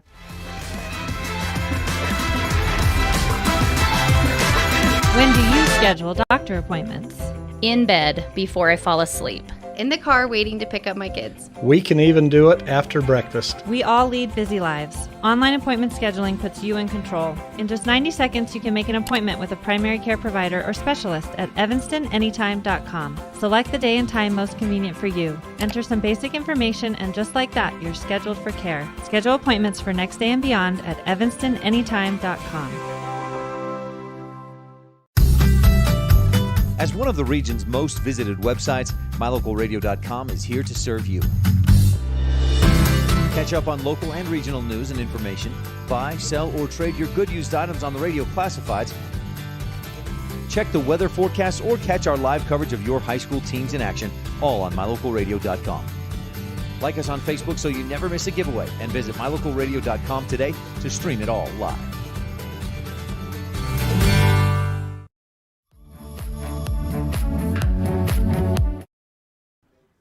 And welcome in to the top of the 6th inning. The Expos with the 3-0 lead over the Evanston Outlaws here on our Impact Physical Therapy scoreboard.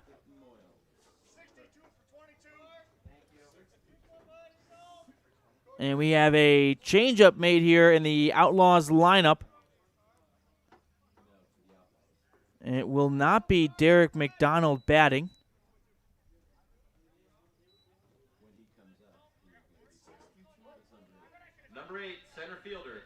And it is Quentin Elmer when he comes up. But right now we have Clayton Moyles. So Moyles up 0-2 in the count. 0-2 so far today.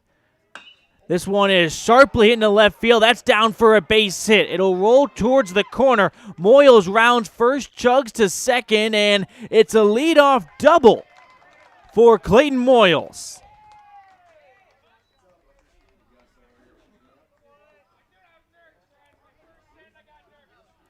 Just an absolute beauty. Number 11, Gus Allred.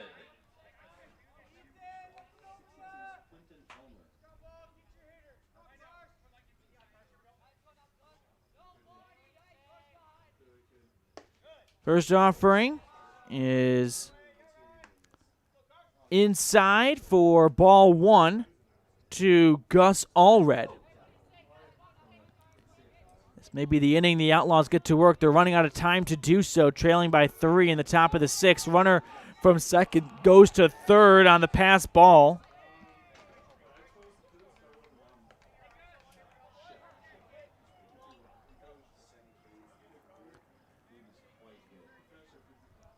Trying to get this stream fixed for everyone watching on mylocalradio.com. Bear with me for a moment, but right now we got some big things to attend to. Runner at third. Nobody out. And a 2-0 count right now to Gus Allred. Righty-lefty matchup. First next offering is fisted into left field, and an easy catch for Tibbetts, and the runner at third will stay. It was just not deep enough for Moyles to tag. And now here comes Jagger Mitchell, who is 1 for 2 with a single. Number 3, shortstop, Jagger Mitchell. So Jagger Mitchell up to the plate.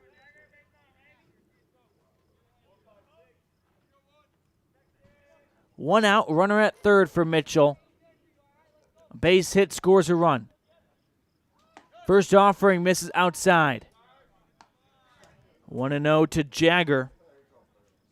Mitchell, he's not afraid to moon a ball across the wall as the next one is fouled down the right field line. It is an even 1-1 count. Expos leading by 3 over the Outlaws in game number 1 of 5 from Missoula over the weekend. Next offering in the dirt, runner goes. Moyles heading home, and he will easily tap home plate for the first run of the ball game for the Outlaws. So a pass ball or a wild pitch, depending on how you call it, plates the first run for the Outlaws. And Jagger Mitchell with the easiest RBI that never happened of his life as he sends this next pitch sky high down the third base line. And in foul territory, Regan makes the catch to induce out number 2. That's a big catch right there by Regan from third in foul territory because Jagger, he gets a base hit right there. And, you know, you pass the baton on. You got another base run around, just 1 out. But now nobody on and 2 outs for Ashton Eldridge.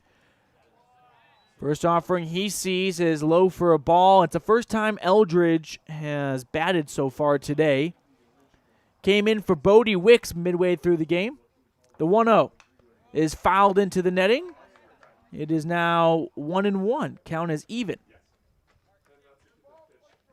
Outlaws trailing 3-1 on the Impact Physical Therapy scoreboard, getting their first run of the game with only 4 more outs to play potentially. The 1-1, that one misses low and away, 2-1. 2 balls and 1 strike for Ashton Eldridge. Nobody on and 2 outs. His side trailing by 2. The 2-1. That one misses high and away, push the count to 3-1.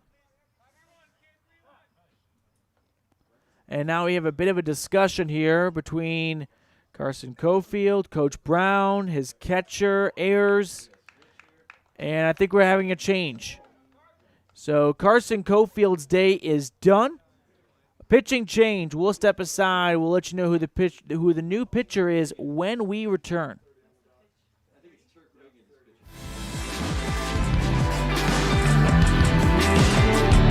The best cement comes from Ellingford Brothers in Evanston. They've been mixing cement for every type of job for generations. Major construction, road and bridge, cement blocks, foundations, sidewalks, curb and gutter, cement steps, septic tanks, and water troughs. No job is too large or too small. Make sure you get the best quality cement available at the best prices. Always get your cement from Ellingford Brothers. Call today. Ellingford Brothers. We know cement. 307-789-1515. Do you really think you can get a better deal on a vehicle in the city? Poppycock! Rocky Mountain Yeti is hungry for your business and will beat any bona fide deal on any vehicle, or they'll give it to you as a gift. Now that's legendary. Rocky Mountain Yeti Evanston, home of the 20-year, 200,000-mile legendary warranty. Where legendary customer service is not a myth.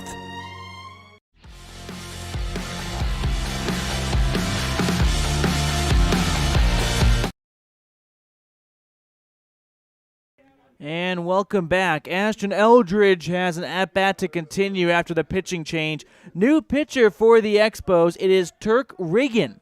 So the third arm to hop on the mound for the Expos. Another righty.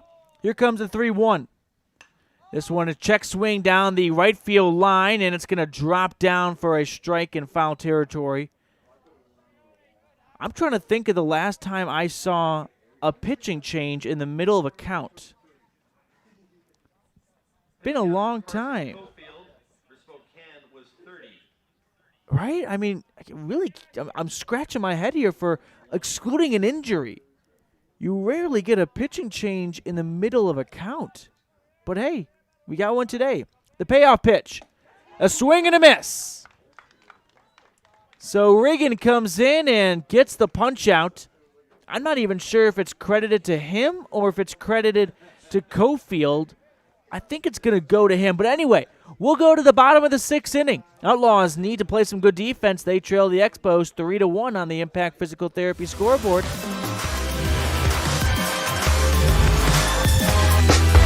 Signage is a critical part of your business. It helps customers find your front door.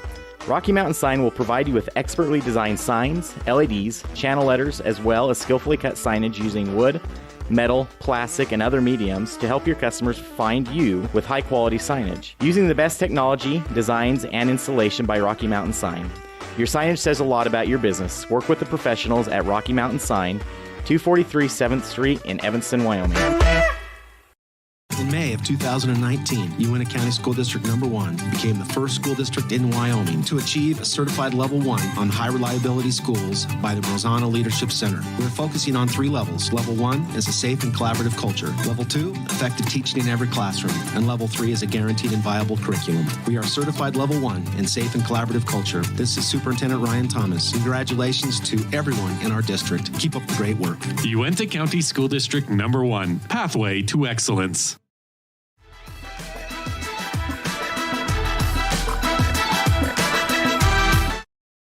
And welcome back here to the bottom of the sixth inning where the Expos are scheduled to hit with a 3-1 lead over the Evanston Outlaws. I'm Matthew Peterson. Happy to have you with us for some Evanston morning baseball. Outlaws cracking some eggs and cracking some bats so far, but it's the defense that needs to stand strong here. We're in the bottom of the sixth inning, and it will be the Expos looking to tack on some insurance runs.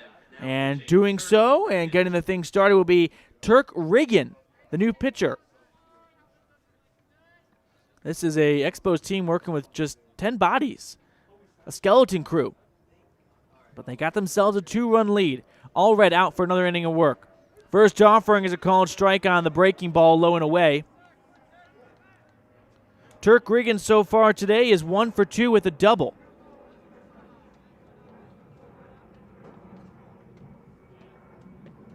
Next offering is low and inside for ball 1. 1 ball and 1 strike for Turk Riggin. Gus Allred so far has been very strong. 5 innings, just 3 runs allowed. The 1-1 is a called strike. Right down the middle, it's 1-2 now for the leadoff Turk Riggin.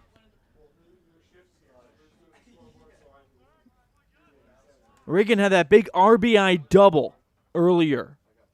The 1-2 is sharply hit into left center field. Critchfield chasing after with Moyles. Neither one will get to it. It drops down for extra bases. Riggin all the way to second with a stand-up double. So Turk Riggin with a leadoff double, picking up where he left off. Back-to-back extra base hits for Turk. And now here's Josh Hansen.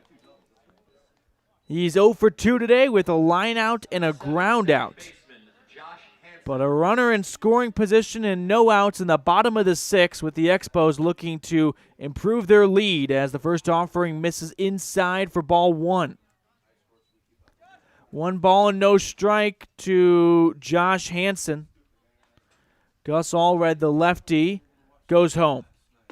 Misses outside, throw to second is not in time. Gets off the foot of Riggin. He'll advance to third on an unlucky and unfortunate play for Hank Allred, the catcher. It was a nice throw, but it just got the heel of Turk Riggin, who popped up and ran to third. So he moved 90 feet closer to home plate. And now with no outs, there's a runner at third base for Josh Hansen. Next offering is popped up in the infield. Second baseman Baldwin gets underneath it for the out. That's kind of the worst thing that could have happened aside from a strikeout. So the runner at third stays put, and Baldwin gets the first out of the inning. And it was just a 1-0 count that got to it.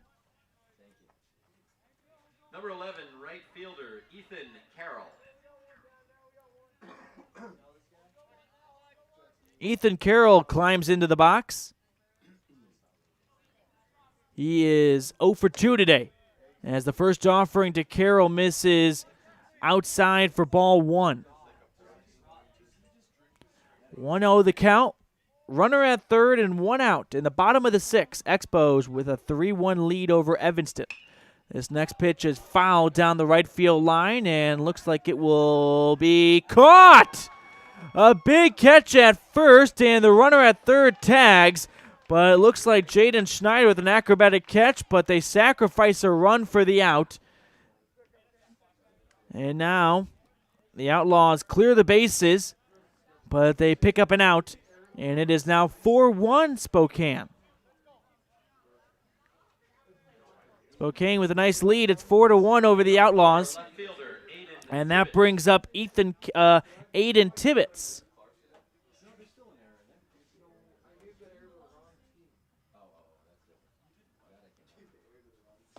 First offering to Tibbetts misses outside for ball 1.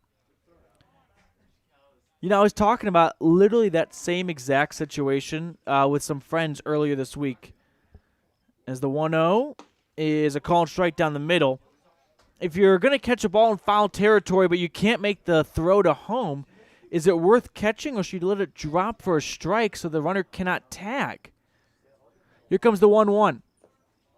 And it looks like he went on the check swing, so Tibbetts is rung up for strike 2. I think maybe, you know, there's two ways to look at it. There's only 1 out, and you had a runner at third, so maybe a good idea to get the out. But in a close game like this, where every run is coming at a premium, may not be an awful idea to let it drop and try and keep that runner at third, as the 1-2 is in the dirt for ball 1. Evens the count out at 2-2. 2 balls and 2 strikes and 2 outs and nobody on for Aiden Tibbetts. Tibbetts is 0 for 1 today with a walk. Allred delivers the 2-2. That's low and away for ball 3, so the count is full for the number 7 hitter in the lineup, Tibbetts. Tibbetts has been excellent so far in the outfield, looking for his first hit. The payoff pitch. That is inside, didn't miss by much, and Allred frustrated with it, but it's a 2-out walk for Tibbetts. And it is now Paxton Ayers' turn to bat. Number 3, catcher, Paxton Ayers. So Ayers walks up. 0 for 2 today with a strikeout and a ground out. Runner at first for Paxton. A lefty-righty matchup.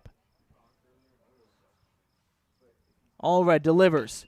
First pitch is swung on and hit high down the left field line, but foul and getting out of play. Yes. So it'll fall for a calm strike, and it's 0-1 to Paxton Ayers. The Expos hailing from Washington, Spokane. Right on the Idaho border, probably like 2.5 hours away here from here in Missoula, give or take. 3 hours, we think. Runner at first. The 0-1 is hard hit down to third base, picked up by Schneider, over, and Eldridge makes the play. Eldridge to Schneider at first, and the Outlaws leave one on, but it was the Expos tacking on an extra insurance run. They lead it 4-1. We'll see at the top of the 7th inning. Last chance for the Outlaws to pick up some more runs and tie the game or take the lead.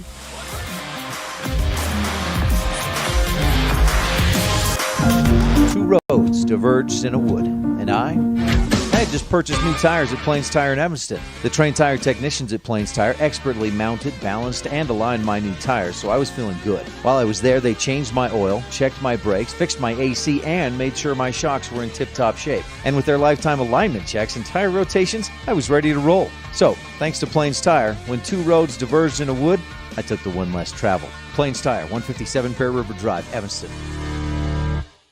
Trona Valley Federal Credit Union is a not-for-profit financial institution. When you become a member, you are an owner of the credit union. We believe in people over profit, and that impacts the way we do business from our overall structure down to the smallest detail. Our philosophy sets us apart, and we're here for you. Earn more with our high-yield checking account, start a savings goal, check out our competitive loans, and much more. Become a member today. We're a caring partner dedicated to your financial success. Member NCUA.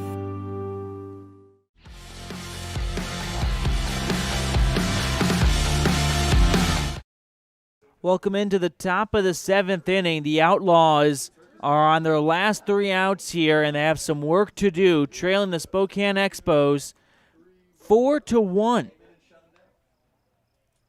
Get our Impact Physical Therapy scoreboard lined up for you guys correctly at home.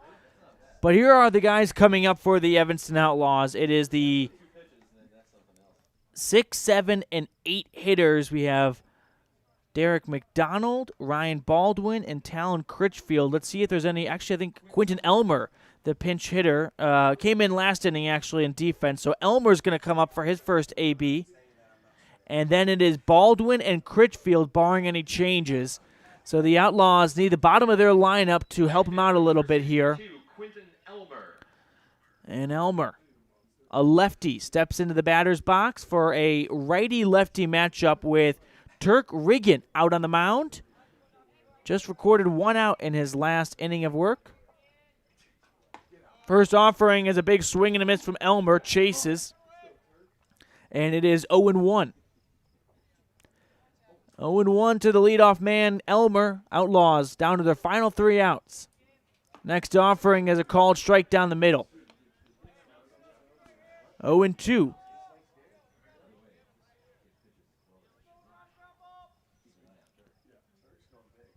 No balls and 2 strikes. Swing and a miss, and Elmer goes down swinging for out number 1. So Evanston down to their final 2 outs, trailing 4-1 on the Impact Physical Therapy scoreboard.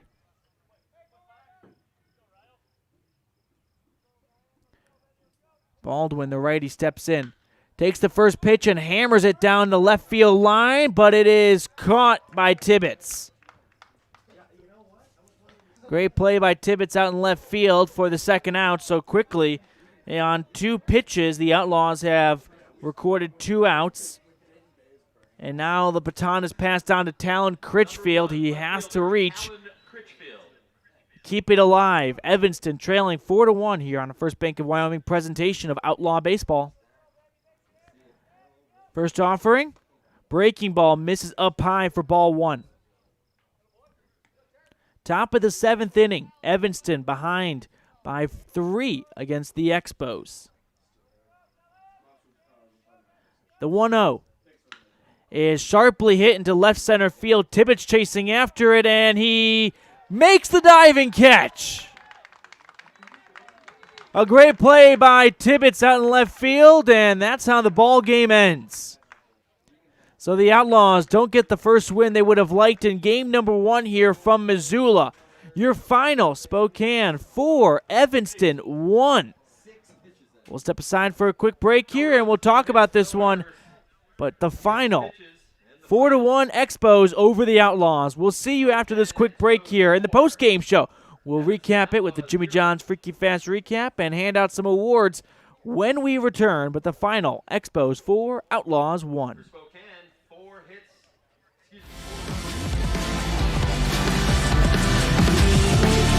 The best cement comes from Ellingford Brothers in Evanston. They've been mixing cement for every type of job for generations. Major construction, road and bridge, cement blocks, foundations, sidewalks, curb and gutter, cement steps, septic tanks, and water troughs. No job is too large or too small. Make sure you get the best quality cement available at the best prices. Always get your cement from Ellingford Brothers. Call today. Ellingford Brothers. We know cement. 307-789-1515. The big difference that sets Freeway Tire apart from other tire stores is the fact that we care. We care about the customer service we provide, we care about selling quality products at fair prices, and we care about your vehicle.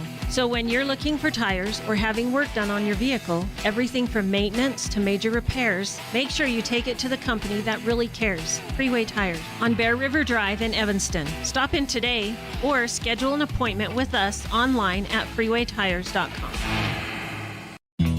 Gee, Tommy, you look amazing. Did you try something different with your enamel? No way. I wouldn't do anything to alter these pearly whites, but I did see Dr. McKay Frankham, who told me if I didn't floss, I could miss up 35% of food particles. Really? He told you that? Yep, and you know what? He's 100% right. I started flossing, and now I look better than ever. Wow, I want to see Dr. McKay Frankham. Well, give him a call. 307-789-8910. Easy to remember, right? That's super easy. Dr. McKay Frankham at 307-789-8910. I'll call today.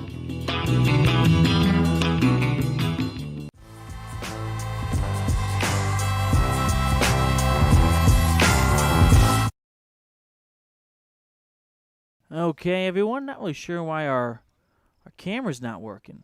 We're going to get that fixed for you guys, though. But welcome into the Jimmy John's Freaky Fast recap. Happy to have you guys here as we break this one down. We're just going to leave it right here. The final score is the Expos 4, the Outlaws 1. But the Jimmy John's Freaky Fast recap, this game was quiet to start, but things got broken up in the bottom of the third as the Expos poured 3 across, coming on a Turk Riggin RBI double. And then a few more runs would come across later, but the Outlaws would be stuck on that donut until the top of the 6th inning when a wild pitch sent Clayton Moyles home after he led off with a double. And that's how the Outlaws got on the scoreboard, trailing 3-1. However, in the next frame of work, the Expos would respond with a run of their own to push their lead back to 3. Thanks to who else but Turk Riggin once again. Riggin with the big plays of the game there. And that's how we got to the story. So, Turk Riggin, the big hero here, got the save and picked up a handful of RBIs and runs along the way, and his big RBI double. That's our Dr. McKay Frankham precision play of the game. Dr. McKay Frankham with great reasonable rates for family dentistry here on the Jimmy John's Freaky Fast recap. Always great and delicious sandwiches for Jimmy John's. Go check them out, 113 Front Street in Evanston. Love my Jimmy John's. Wish I had it with me right now. I love Jimmy John's breakfast sandwich. I wonder if they're ever going to get into that market. But we've got more baseball coming your way, so don't worry about it. We have the Outlaws taking on the Yakima something next. Pepsi Pack, thank you. A bunch of unique names here in Missoula, but the Yakima Pepsi Pack coming up. I think they're staying at the same hotel as the Outlaws. I saw that bus in the parking lot. But that game will get underway in about 45 minutes at 11:30, so We'll see you then, but for now, the final Expos 4, Outlaws 1. Evanston falls to 18-15 on the season, while the Expos improve to 9-5.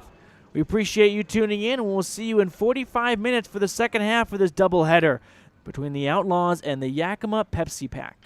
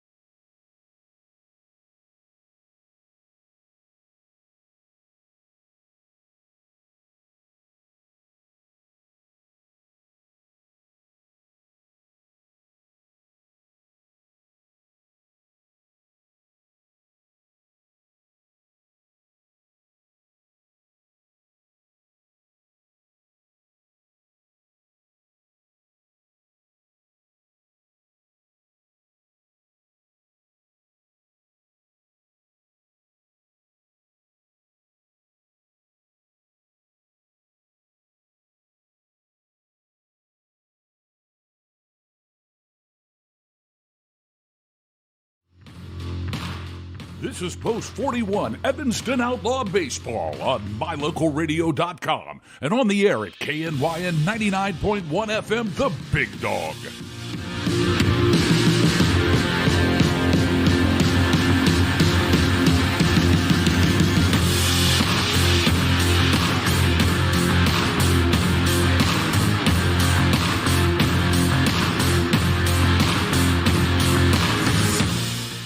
Evanston Outlaw Baseball is brought to you by Auto Farm Chevrolet, Bear River Dental, The Best Western, Dunbar Inn and Legal Tender Restaurant, Elling Ford Brothers, Evanston Regional Hospital, Freeway Tire, Hoover Chiropractic, Dr. McKay Frankum, Mountain West Business Solutions, Plains Tire, Rocky Mountain Sign, T-Bar Body Shop, Trona Valley Federal Credit Union, the Come On In Casper, Uinta County School District Number 1, West Star Printing, and by Rocky Mountain Yeti. Now, Outlaw fans, let's head to the diamond for today's game. Good morning, Outlaw fans, and welcome back to Missoula, Montana for the second game in this doubleheader for the Evanston Outlaws. They'll try and get back to 500 as they dropped the first one 4-1 against the Spokane Expos, but now it is the Yakima Valley Pepsi Pack coming into Missoula, taking on the Outlaws. Evanston, once again, is the away team, so they will bat first, and we'll get through the lineup in a moment, but right now, it is Caleb Gooding walking up to the plate as he is the leadoff man. Did not see him in the first game, but he is leading off here in game number 2 and the third game overall from this great tournament here in Missoula, Montana from Lindborg Craig Field. On the mound for the Pepsi Pack, it is Blake Steiner as the righty-righty matchup gets set with nobody on for the leadoff man. And the first one is in for a called strike against Gooding, so an 0-1 count now. Caleb Gooding awaiting the 0-1 as it is hit into foul territory. So now 0-2 for Caleb Gooding.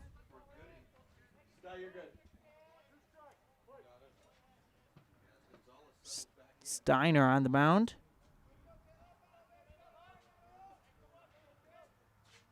The next offering is swung on and missed.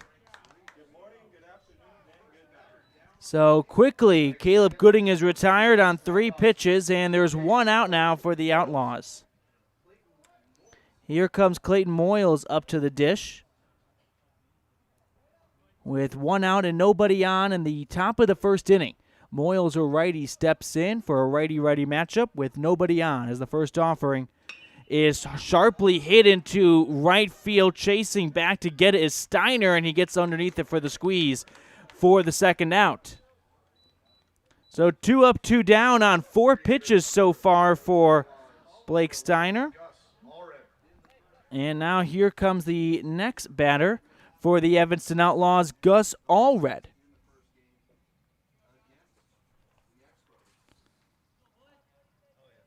Allred shoved for 6 innings last time out on the mound, just a few hours ago, not even, as the first offering is dribbled but fouled towards his own dugout. Gus Allred manning first base. We'll get through the defensive lineup next time Evanston takes the field. Steiner, the righty, gets set, delivers. The 0-1 is hit right back to the pitcher, off his fingertips. Make the play at first in time, yes. So the Outlaws go 1-2-3 after the ground out to the pitcher. They'll take the field. We'll see the Pepsi Pack batting crew coming up right after this. Here on a First Bank of Wyoming presentation of Evanston Outlaw Baseball, we're scoreless after the top half of the first inning.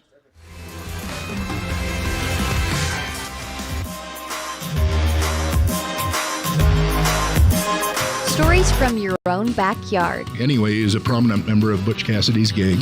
The other was Butch himself, and then Bub Meeks were the 3 that robbed the bank, and they took off up Mount Meteor Canyon, and there was a volunteer posse put together that was going to go chase them, but they got into the canyon and thought there might be an ambush, so the volunteers got scared. Listen to the Moments in History podcast every Tuesday on mylocalradio.com or wherever you get your podcasts. What do you do when you lose a tooth? Put it under your pillow. Under my pillow. Like a treasure chest so you could put it in. Why do you do that? Because then the tooth fairy comes. For the tooth fairy. So the tooth fairy can come get them. And then what happens? I get money. We may not be the tooth fairy, but we can still take care of your teeth. Bear River Dental in Evanston. Welcome back as we get you set for the bottom of the first inning. It's the Evanston Outlaws in the field in a scoreless game against the Yakima Valley Pepsi Pack. Yes, that is Pepsi after the beverage sponsorship right there. I wonder if the Outlaws could get sponsored by some criminals. I don't think that would go very well for the marketing team. Evanston comes in with an 18-15 overall record after dropping the first game of the tournament. And on the mound, it is the big righty Ashton Eldridge. Checking out what Eldridge has done so far this season when out on the bump. As he gets set for his 7th start of the season, he's got an ERA just north of 4 through 9 innings. And now we get set for the second baseman and the leadoff man for Yakima Valley, Riker Fortier. Fortier stepping into the batter's box for a righty-righty matchup. The Outlaw defense we'll go through in a moment, but it features Ashton Eldridge on the mound and Jagger Mitchell behind the plate. Eldridge getting set, now delivers. And it is a ball low and away. So 1-0 as Kenny Rodriguez is behind the dish calling balls and strikes with Glenn Walsh out in the field. Here comes the 1-0. That's in the dirt for ball 2. So 2-0 now for the leadoff Fortier.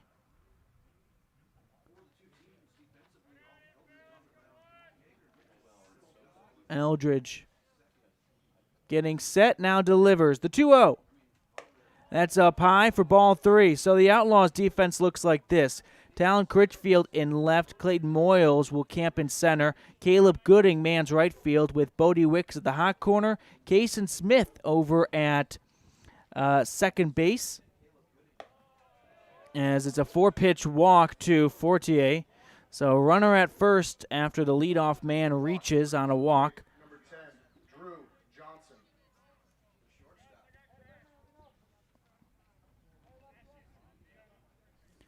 And that brings up Drew Johnson, the shortstop. As I was saying, Schneider's at shortstop. Kason Smith will hold on to second base, and Gus Allred anchors first. Eldridge fires it over to first to check in on the runner, but tag cannot be made in time. Leadoff man walked, and now Drew Johnson trying to keep it going. It's a righty-lefty matchup. Eldridge gets the sign and opts to throw to first. Ball gets past Allred. It will roll towards the fence. Runner advances 90 feet, make it 180 as he's all the way to third on the E1 from the throw.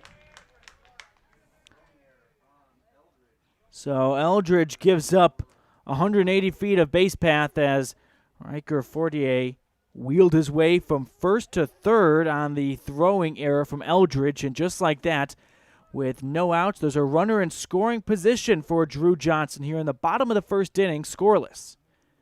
First offering, right down the middle for a called strike. It's 0-1. Johnson, a lefty, steps back into the batter's box. The 0-1. And that's a called strike as well, so quickly Eldridge up in the count. 0-2 to Drew Johnson, number 10, batting second today for the Pepsi Pack. The kick, the delivery. And that one just misses a little high and away. 1-2. No outs, runner at third. Scoreless here in the bottom of the first inning. The 1-2 delivery. That misses high and away as well to even the count out at 2-2. 2 balls and 2 strikes with a runner at third for Drew Johnson. Here comes the righty-lefty matchup. That one misses north of the zone, so just like that, Johnson with a good eye has got himself back into this count, and it's a full count with the payoff pitch coming up. Eldridge gets the sign from Mitchell. The payoff pitch is sharply hit into center field. Moyles chasing after. That's going to get down for extra bases. running home from third and scoring is Fortier, and now it's going to be a triple for Johnson, yes. So Drew Johnson motors his way all the way to third for a 3-2 triple on the count. And the Yakima Valley Pepsi Pack have hopped on the Impact Physical Therapy scoreboard first. It is 1-0 for the home team. Now Derek Wolf climbs into the box for a righty-righty matchup. Here comes the first offering. It is fouled. No, it's picked up in fair territory by Eldridge. They get the out at first, but the runner from third comes home and scores. And just like that, it is now 2-0 Yakima Valley. They put up 2 runs on 2 pitches. It's an interesting decision by Eldridge. I think if he didn't touch it, it could have gone foul. That's a tough one, actually, you know. You don't do anything and you give up a infield single and a run. You do something, at least you get the out, but the run comes across. Next offering is to Eli Grange, and it's high for ball 1. 1-0 count. The delivery is slapped into right field. Caleb Gooding racing back and making the catch for out number 2. So 2 down now for the Pepsi Pack, and that brings up Adam Goodrich. I beg your pardon.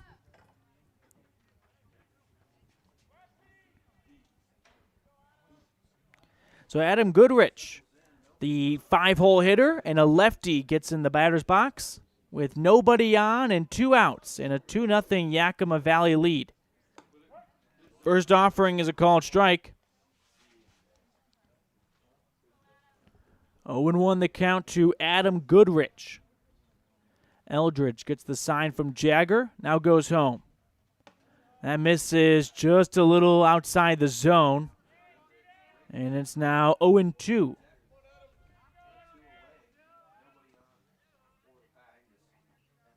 The 0-2 delivery. It's low and away for ball 1. This is the Yakima Valley Pepsi Pack hailing from Central Washington. The 1-2 delivery is lined to third, and Wicks with a great play over to first for the out. Great play by Bodie Wicks at third, but the damage has been done so far. The Pepsi Pack have a 2-0 lead over the Outlaws on the Impact Physical Therapy scoreboard. We'll see you at the top of the second inning with the Outlaws batting, trailing by 2.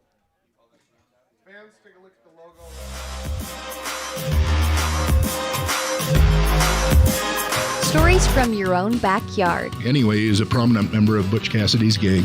The other was Butch himself, and then Bub Meeks were the 3 that robbed the bank, and they took off up Montpelier Canyon, and there was a volunteer posse put together that was going to go chase them, but they got into the canyon and thought there might be an ambush, so the volunteers got scared. Listen to the Moments in History podcast every Tuesday on mylocalradio.com or wherever you get your podcasts.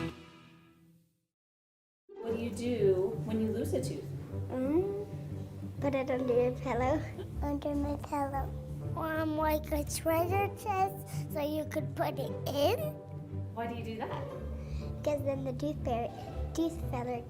tooth fairy comes. For the tooth fairy. So the tooth fairy can come get them. And then what happens? I get money. We may not be the tooth fairy, but we can still take care of your teeth. Bear River Dental in Evanston.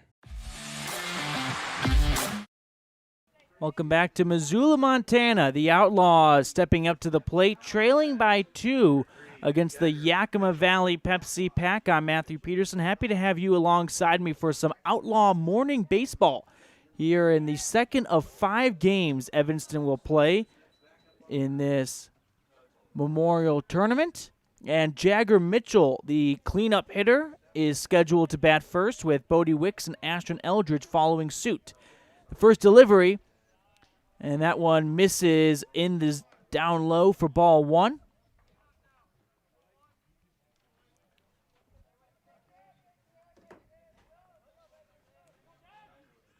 The 1-0. Sharply hit to third, gobbled up by Chapman, over to first, and it is not in time as Mitchell beats out the throw for an infield single. That was a sharply hit ball, and Chapman at third did all he could to hold on to it, but a leadoff single to get things started now for the Outlaws.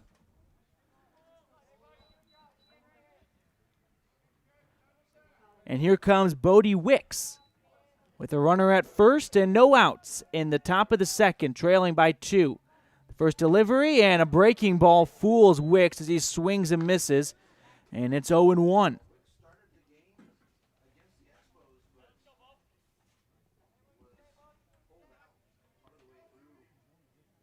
Bodie, a righty, climbs back into the box and awaits the 0-1. The delivery. This one is sharply hit to short. Johnson gets to it. No play at second. The throw at first, though, gets Wicks out.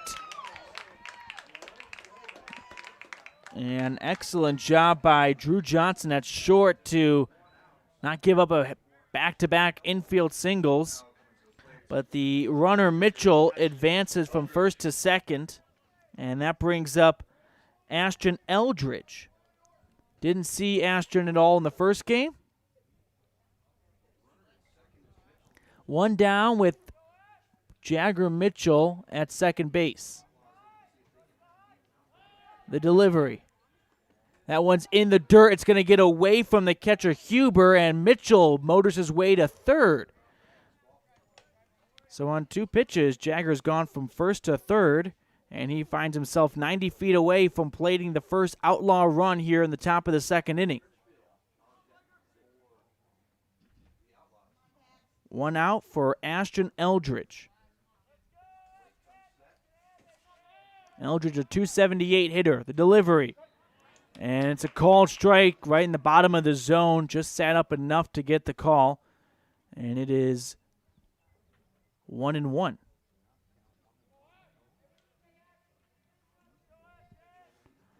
The 1-1.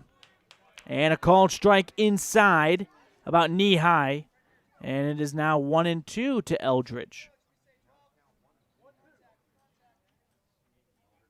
Steiner gets the sign from his catcher Huber. The 1-2 is swung on and missed. So Steiner picks up his second punch out of the game in a big 1-2. That's the second out. And now the play's at first to get out of the jam here with Talon Critchfield stepping up to the dish. Jagger's over at third after an infield single and got all the way to third. The first offering to Critchfield is a called strike. High and away, but got a piece of the zone, and it is 0-1.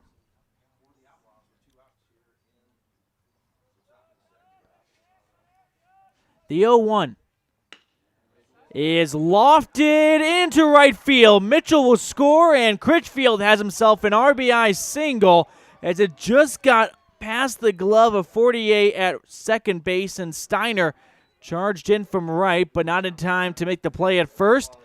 And the Outlaws are on the scoreboard. They trail it 2-1. And that brings up Kason Smith now. Oh, Jaden Snyder.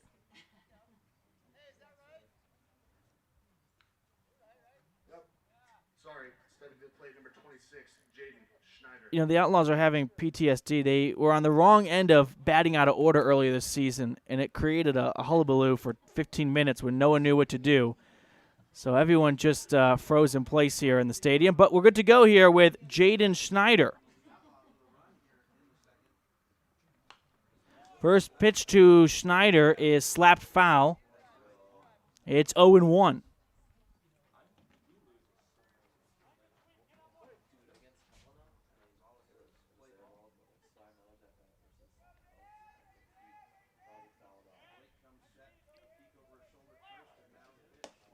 Next offering is inside, but for a ball, it's 1-1 to even out the count.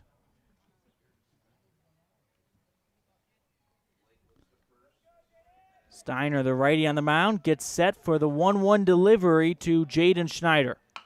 As this one is poked towards second, it's gobbled up this time by Fortier, and they get the out as the runner was trying to get to second. So the Outlaws put up a run here in the top of the second inning. They trade the Yakima Valley Pepsi Pack 2-1 on the Impact Physical Therapy scoreboard on a First Bank of Wyoming presentation of Evanston Outlaw Baseball.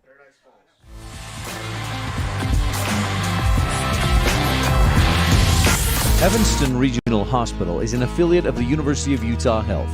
Our partnership builds on a long tradition of collaboration between Evanston Regional Hospital and University of Utah Health. Inside these doors, our dedicated staff is committed to being your caring partner in your healthcare journey. Whether you need an MRI or surgery, are expecting a new baby, or you're having a heart attack, Evanston Regional Hospital is here to help. Evanston Regional Hospital. Healing begins here.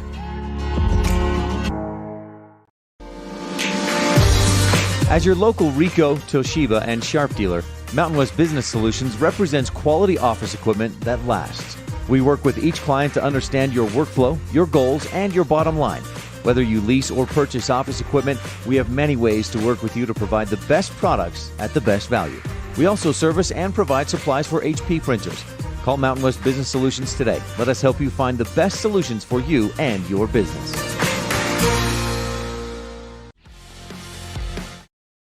Welcome into the bottom of the second inning. It's the Yakima Valley Pepsi Pack with a 2-1 lead over the Evanston Outlaws on the Impact Physical Therapy scoreboard. I'm Matthew Peterson, and Ashton Eldridge is the man on the mound, out for his second inning of work, looking to bounce back after releasing or surrendering 2 runs in the first frame of work for him on the mound. 2 runs on 1 hit and 1 left on and 1 error.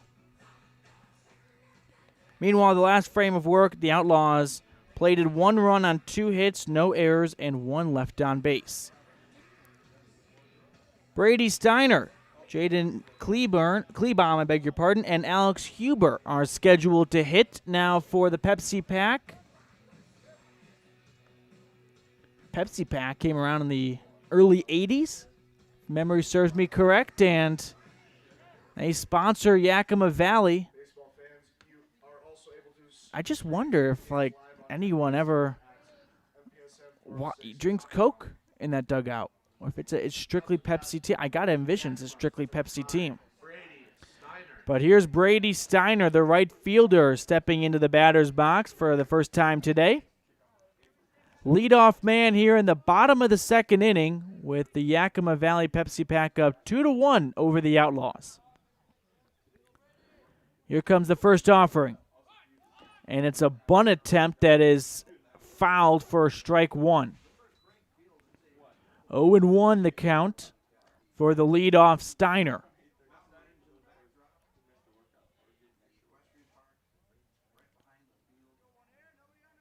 A righty-righty matchup. The kick, the delivery. And the breaking ball never broke. It missed up high, and it evens the count out at 1-1. Beautiful day for baseball here in Missoula, Montana.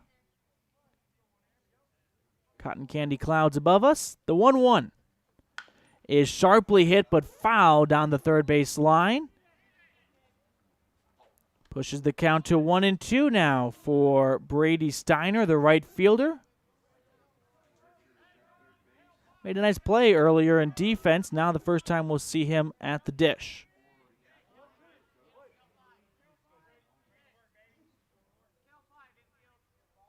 Eldridge gets set, and now the 1-2. This one is poked to third, and an easy line out to Bodie Wicks for out number 1. That's the second time Wicks has flashed the leather for a line out.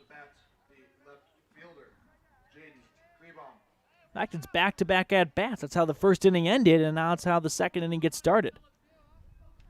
Here comes Jaden Klebaum, the left fielder and the righty, as he climbs into the box with 1 out and nobody on, and a 2-1 Pepsi Pack lead over the Outlaws on the Impact Physical Therapy scoreboard.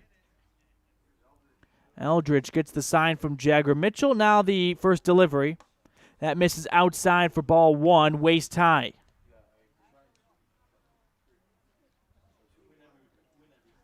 1-0 the count for Jaden Klebaum.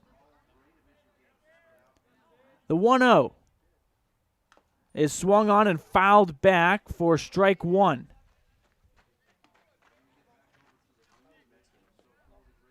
Eldridge's starts can be a little up and down sometimes. We know he's got the stuff. He's had some excellent outings here, but every now and then he runs into some trouble.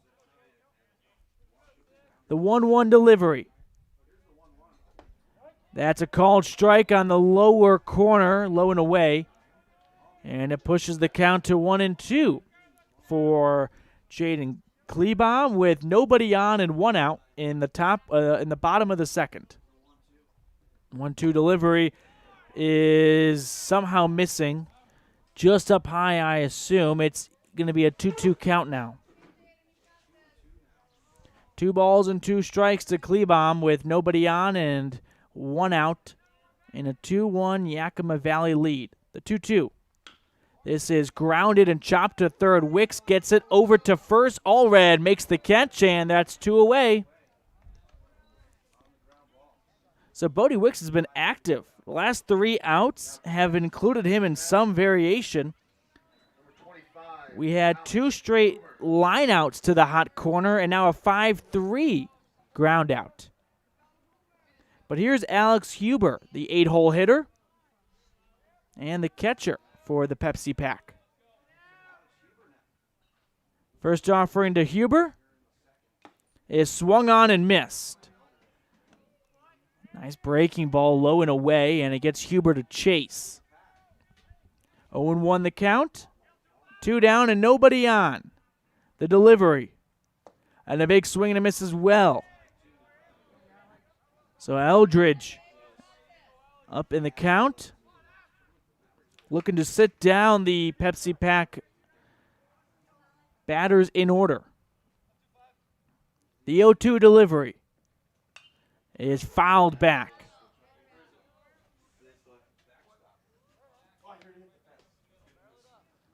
No balls and 2 strikes for Alex Huber, the catcher. Batting 8th in the lineup for Yakima Valley Pepsi Pack. The kick and the delivery. That gets away from Jagger, but it's a ball anyway. 1-2. A righty-righty matchup. 2 down and nobody on here for Alex Huber. The 1-2 delivery. As this one is somehow just softly hit to Kason Smith at second, and the play is not in time. It was a check swing that got a piece of it and into fair territory. It's probably not how Huber envisioned getting on, but an infield single nevertheless. And that's a 2-out knock for Alex Huber.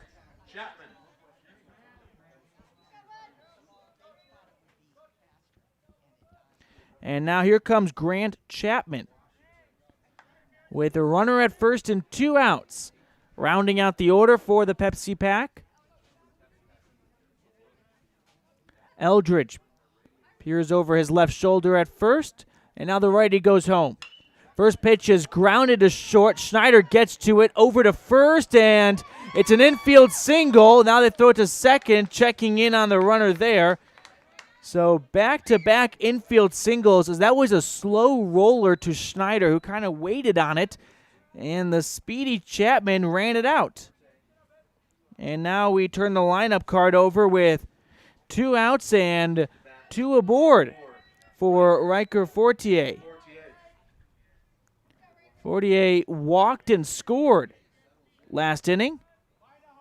The righty-righty matchup gets set. Eldridge looks at second, now kicks and deals. And the fastball gets just past Mitchell for a moment. Both runners advance 90 feet. It didn't go back to the backstop or anything like that. Just kind of got caught up between his legs, and by the time he picked it up and was ready to fire it away, no play was to be made, but everyone advances 90 feet. So runners at second and third for the leadoff man, Riker Fortier. And 2 outs and a 2-1 Pepsi Pack lead over the Outlaws in the bottom of the second.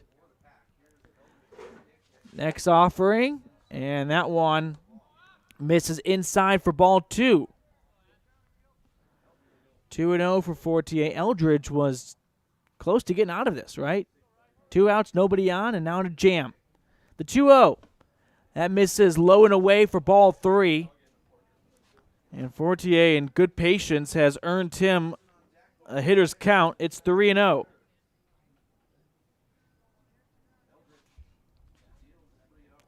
The 3-0.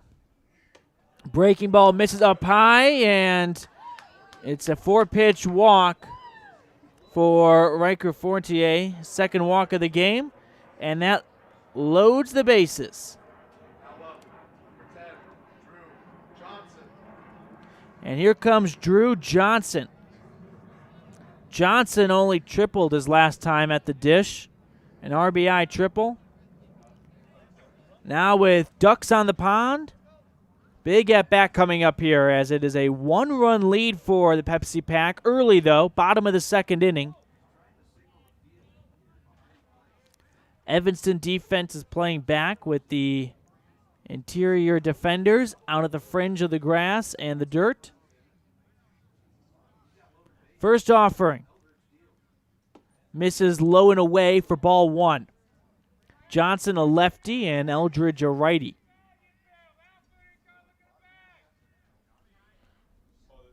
One ball, no strikes. The kick and the delivery.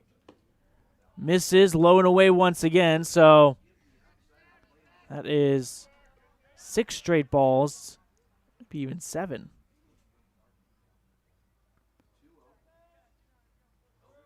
The 2-0. And that one also misses the zone, more inside and up high in the attic. So it's 3-0, and Eldridge struggling to find the zone right now. He is 1 ball away from walking in a free run. Here comes the 3-0.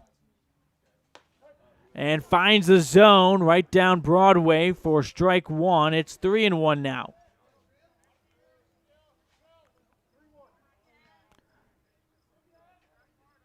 Drew Johnson gets set for the 3-1. That misses for ball 4. Take your base, and a run will come home and score.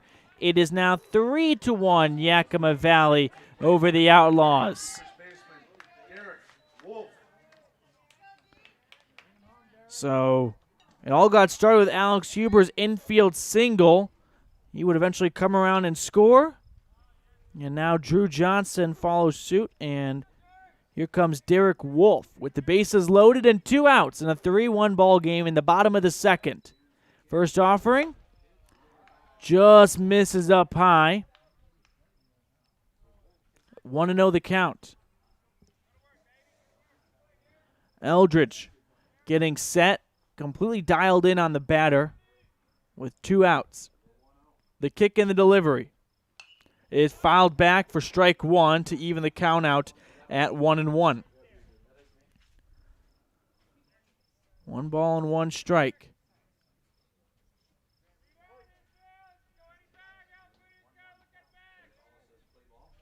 Bases loaded, covered in Pepsi Pack uniforms. The 1-1 misses low and away for ball 2. 2-1 the count. To Derek Wolf, who grounded out to the pitcher the last time up.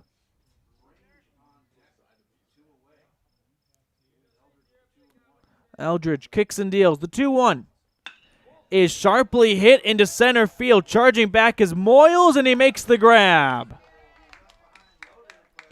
So the bases are left juice, but the Pepsi Pack crew tacks on an extra run. They extend their lead back to 2. It's 3-1 Yakima Valley over Evanston, but they leave the bases loaded. Let's see if that comes back to haunt them.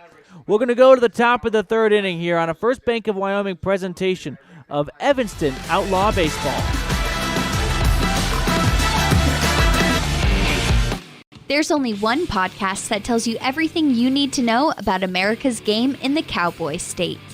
307 Baseball. Hear from great guests, know what games and players to keep an eye on, and don't miss the Coaches and Media Poll, hosted by Matthew Peterson. Yeah, I mean, this is the chess game that I've been talking about. Elin Olive. Means so much more to the Rangers when they're going to get ready to take on Gillette. And Cullen Holt. So the games that really count are already here. We've been building up to it. Don't miss 307 Baseball every Thursday during baseball season on mylocalradio.com or wherever you get your podcasts. Signage is a critical part of your business. It helps customers find your front door. Rocky Mountain Sign will provide you with expertly designed signs, LEDs, channel letters, as well as skillfully cut signage using wood, metal, plastic, and other mediums to help your customers find you with high-quality signage. Using the best technology, designs, and installation by Rocky Mountain Sign.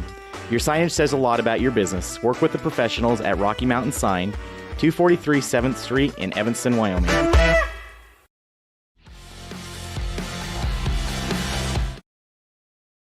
Outlaws coming up to the dish, trailing by 2. It's a 3-1 ball game here in the top of the third inning. As Kason Smith gets set, as the first offering to him is a called strike. 0-1 the count to the leadoff, Kason Smith.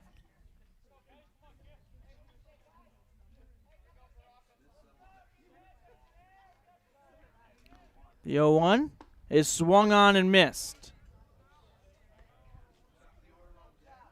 Outlaws batting .912 right now. At least that's what's scheduled.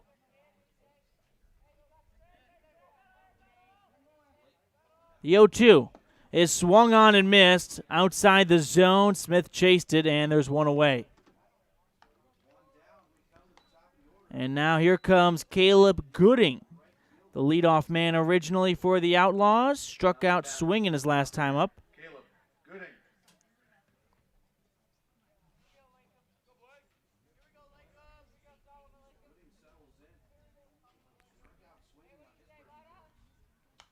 First offering to Gooding is fouled back for strike 1.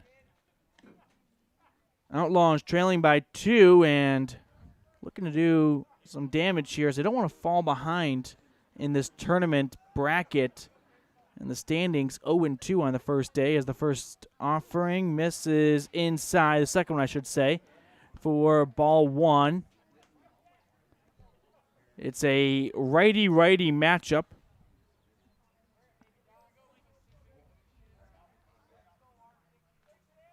The 1-1 is going to be a ball inside. Didn't miss by much. It is 2-1 now. Top of the third inning. Outlaws batting for the third time and trailing by 2. Here comes the 2-1, and it's a big swing and a miss from Gooding. Swung through it, and it is now 2-2.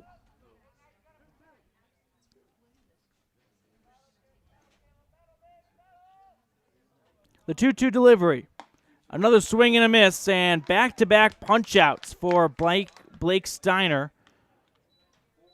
And there are now 2 away with nobody on for the number 2 hitter, Clayton Moyles. Clayton Moyles had that big double in the last game to kind of help jumpstart the Outlaws, but he flied out in his last at-bat. The first offering is swung on and missed. Breaking ball low and away. It is 0-1. Steiner on the mound so far for the Pepsi Pack has been strong. Giving up 2 hits through 2 2/3 so far. The 0-1. That misses inside, but not by much. It is 1-1. Kind of belt-high pitch. Steiner gets set. The 1-1. And that's a called strike on Moyles. Wants to sit low in the zone. It's now 1-2. 1-2 count with 2 outs and nobody on for Clayton Moyles. The delivery. Misses low and inside to balance the count out at 2-2. 2 balls and 2 strikes for Clayton Moyles, the center fielder. 0 for 1 today. We're going to get a 2-out rally here in the top of the third. The 2-2 and caught him looking. Froze him like a statue. So the Outlaws go 1, 2, 3, all punch-outs by Blake Steiner. We'll see you in the bottom of the third inning here on a First Bank of Wyoming presentation of Evanston Outlaw Baseball. Time flies, especially when you're having fun. This is Jeremy Rex, manager at T-Bar S in Evanston. It's hard to believe that we've been here almost a year with our new management team and staff. Did you know that you can have your vehicle detailed, your windshield replaced, chip repair done, or get your trailer refinished or rewired at T-Bar S? Of course, we are a full-service collision repair shop, too. You can even change your oil and your brakes. Visit T-Bar S today. Let T-Bar fix your car. 515 County Road, Evanston. In May of 2019, Uintah County School District Number 1 became the first school district in Wyoming to achieve a certified level 1 on high reliability schools by the Rosanna Leadership Center. We're focusing on 3 levels. Level 1 is a safe and collaborative culture. Level 2, effective teaching in every classroom. And Level 3 is a guaranteed and viable curriculum. We are certified Level 1 in safe and collaborative culture. This is Superintendent Ryan Thomas. Congratulations to everyone in our district. Keep up the great work. Uintah County School District Number 1, Pathway to Excellence.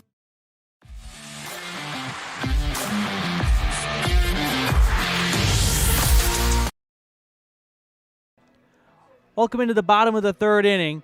It's the Outlaws trailing by a pair of runs, 3-1 Yakima Valley Pepsi Pack over the Evanston Outlaws. We'll get you set here for everyone watching on mylocalradio.com, our Impact Physical Therapy scoreboard. But it's the Pepsi Pack scheduled to hit, and it is the 4, 5, and 6 hitters coming up. Eli Grange, Adam Goodrich, and Brady Steiner are due up. And Ashton Eldridge out on the mound for another inning of work.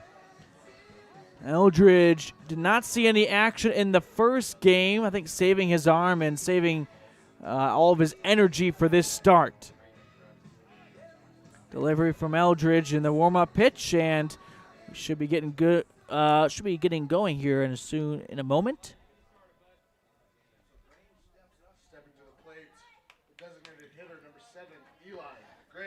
So now Eli Grange, the DH here.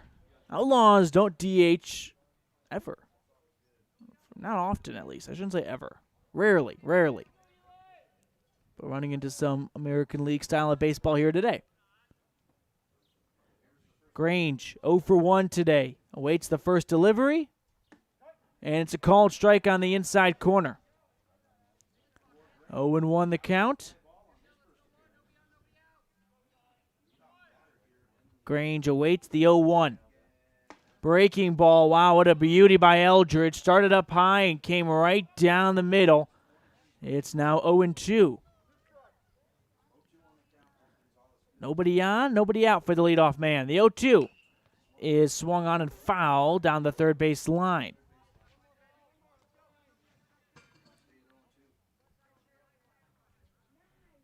Outlaws will play one game tomorrow, one on Saturday, and then TBD for Sunday in terms of the time. Here comes the 0-2. And a big swing and a miss, looking to chop down some trees up in the attic, and that's one down. Now here comes Adam Goodrich. That was the first punch-out for Eldridge, that last AB. Yeah.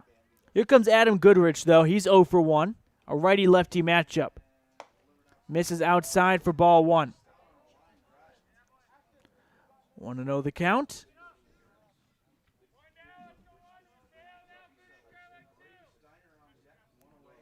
Here comes the 1-0. Missed up high for ball 2. It's a 2-run lead for Yakima Valley over the Evanston Outlaws here in the bottom of the third inning. Eldridge gets the sign from Mitchell.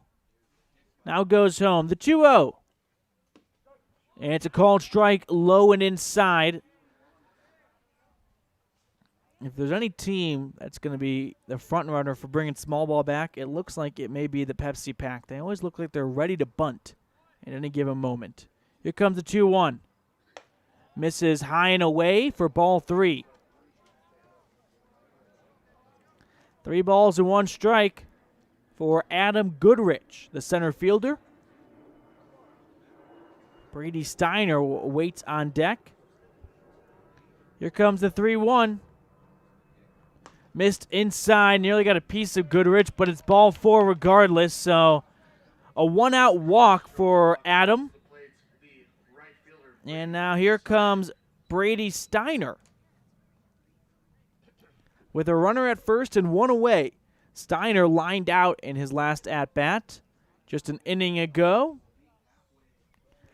Bit of a conference here between Eldridge and Jagger Mitchell, his catcher, and the battery mates. Just talking things over a little bit, I think. Sometimes those conferences are very polar opposite ways. You know, it's, hey, let's attack them here. Let's throw them, you know, this heavy dose of pitches. And other times it's, how's your breakfast?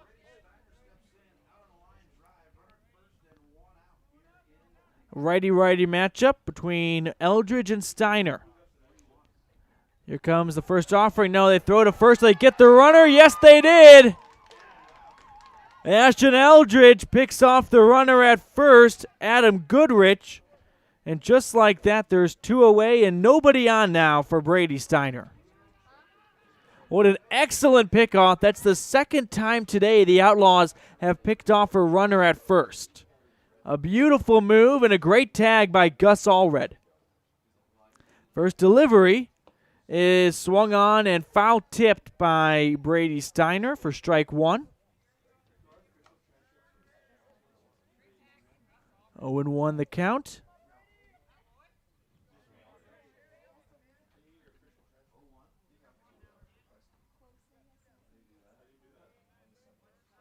The 0-1 misses upstairs for ball 1. 1 ball and 1 strike to Brady Steiner. 0 for 1 today. The 1-1 is sharply hit but fouled down the third base line for strike 2.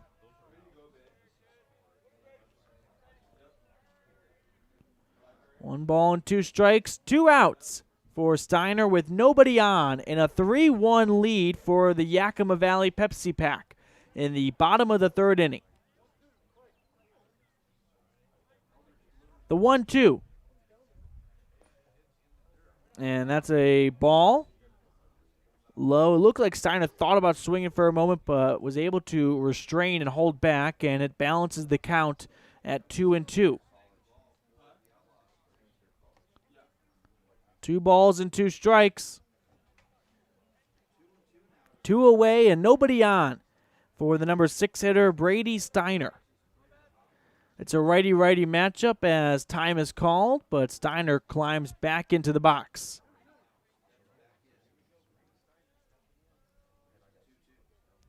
The kick and the delivery. And caught him looking.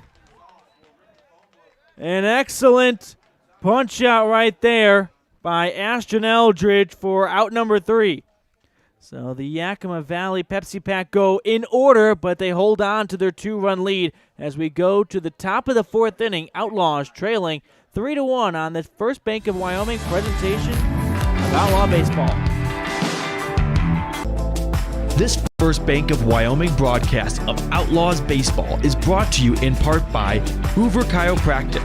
Dr. Todd Hoover does all the chiropractic work you need, as well as blood work, dietary supplements, a weight loss program, x-rays, and he can help you get rid of migraines and allergies.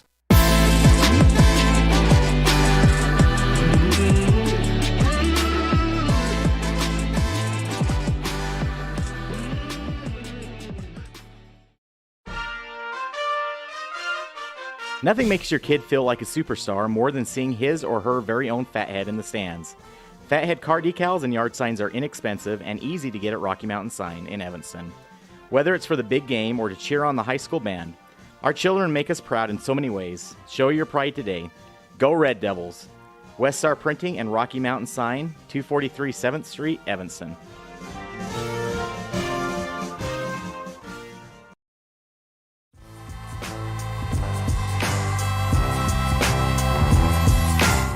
Well, Welcome into the top of the fourth inning. It's the Yakima Valley Pepsi Pack leading the Evanston Outlaws 3-1 on the Impact Physical Therapy scoreboard, with the Outlaws scheduled to bat, featuring Gus Allred, Jagger Mitchell, and Bodie Wicks as the lefty Allred steps into the box for a righty-lefty matchup. The first offering is swung on and popped up, but foul territory and getting foul. No play to be made, so it's just a very exciting strike. It's 0-1 now to Gus Allred, who is 0 for 1 today, grounded out in his first at-bat. Nobody on here, and nobody out for the leadoff man.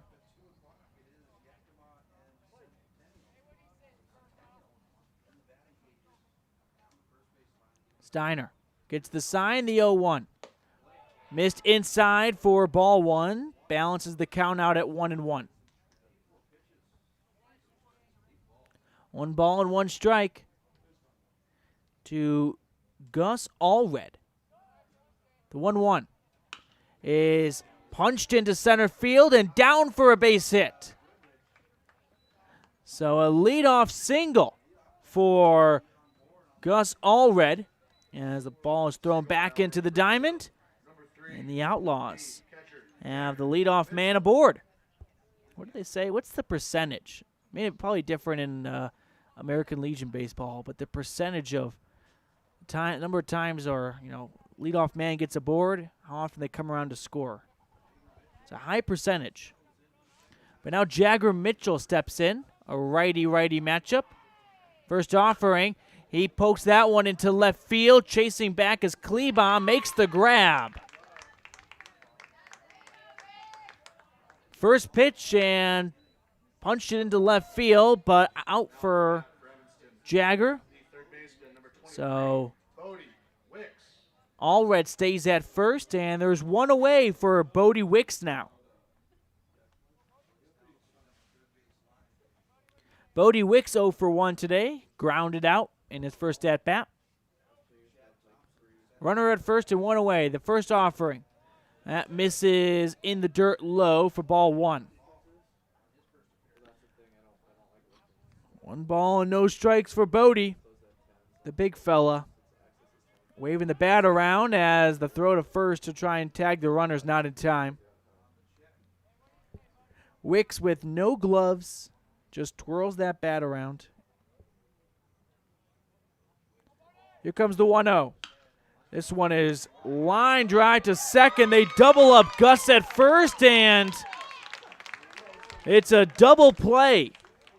A line out to second base, and then a 4-3 put out at first to complete the double play and get Allred taking too generous of a lead. So the Outlaws end up going in order after a leadoff single amounts to nothing. We're going to go to the bottom of the fourth inning. It's Evanston trailing 3-1 on the Impact Physical Therapy scoreboard on a First Bank of Wyoming presentation of Outlaw Baseball. When your vehicle needs new tires, any tire store can get you back on the road. But only Plains Tire can get you rolling again with the peace of mind that you were treated well, paid a fair price, and that you'll be taken care of for the life of the tire. At Plains Tire, trained tire technicians mount and expertly balance your new tires, replace the valve stems, and hand check each lug nut to make sure it's all tight and secure. Plus, you'll get lifetime alignment checks and tire rotations only at Plains Tire, 157 Bear River Drive, Evanston. Visit plainstire.com. The importance of saving and learning how to use money wisely can be taught from a very young age. At Trona Valley Federal Credit Union, we offer youth accounts to help kids learn to save, borrow, and spend responsibly. Our youth accounts are special, just like the kids in our community. Check out our See You Grow, See You Learn, and See You Prosper accounts for kids 0 to 18. These accounts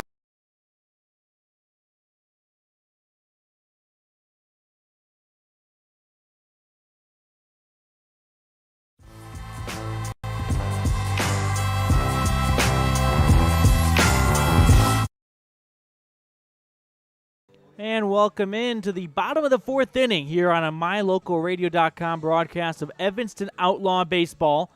It's the Outlaws trailing the Yakima Valley Pepsi Pack 3-1 on the Impact Physical Therapy scoreboard. And scheduled to hit now for Yakima Valley, it is Jaden Klebaum, Alex Huber, and Grant Chapman. Looks like we have a pitching change for the Outlaws. So Ashton Eldridge Day is done, and Kaysen Smith will hop up on the mound, I believe. Trying to get the number for sure. Looks like it is number 28, and that's Kaysen Smith. Yeah, so Kaysen Smith, the new pitcher for the Outlaws. Smith was originally playing second base. Let's see how the Outlaws reorganize their defense after that. So Kaysen Smith on the mound. Ryan Baldwin moves over to second. Jaden Schneider stays at short. Bodie Wicks remains at third. Allred will continue to anchor down first. And the outfield is unchanged. So a bit of a double switch, but that's okay. As we get ready for 3 batters coming up from the Yakima Valley Pepsi Pack dugout. It is 7, 8, and 9. Baldwin played all 6.5 innings of the first game, but sat out the first 3.5 of this one, but now makes an appearance at second base. But Kaysen Smith, that closer for the Outlaws, getting his number called a little earlier than maybe I was expecting. First offering. That one is going to miss low and away for ball 1. Leadoff man is Jaden Klebaum. He is 0 for 1 today, grounded out to third in his last at-bat. Here comes the 1-0. Fastball misses just by a hair, and it's quickly 2-0. Kaysen Smith loves to attack you with his 4-seamer, his 2-seamer, and then back to his 4-seamer. Brings the heat. Well, Greg Williams style, Dr. Heat. The 2-0. And there's the breaking ball. We don't see too often, but it misses up high for ball 3. It's a 3-1 Pepsi Pack lead here in the bottom of the 4th inning, as here the 3-0 delivery is right down the middle, and it's 3-1.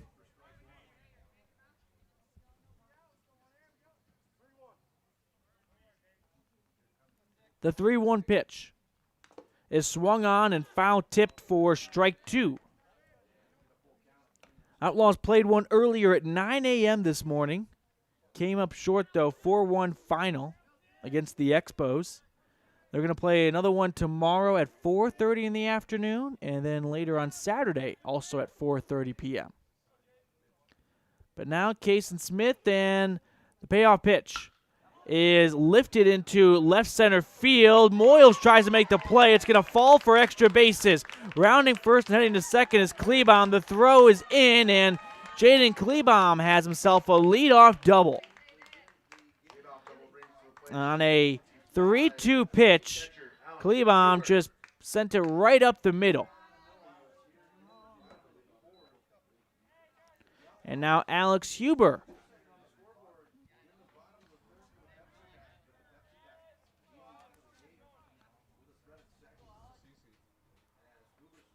Alex Huber singled and scored in his last at-bat.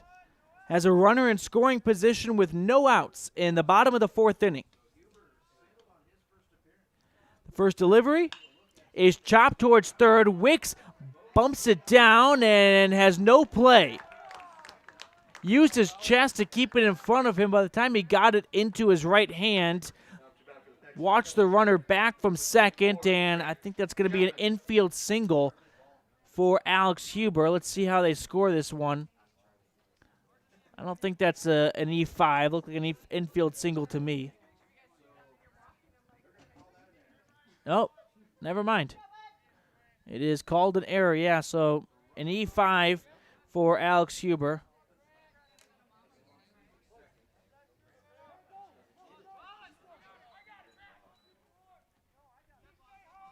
Looks like Grant Chapman is squaring to bunt here.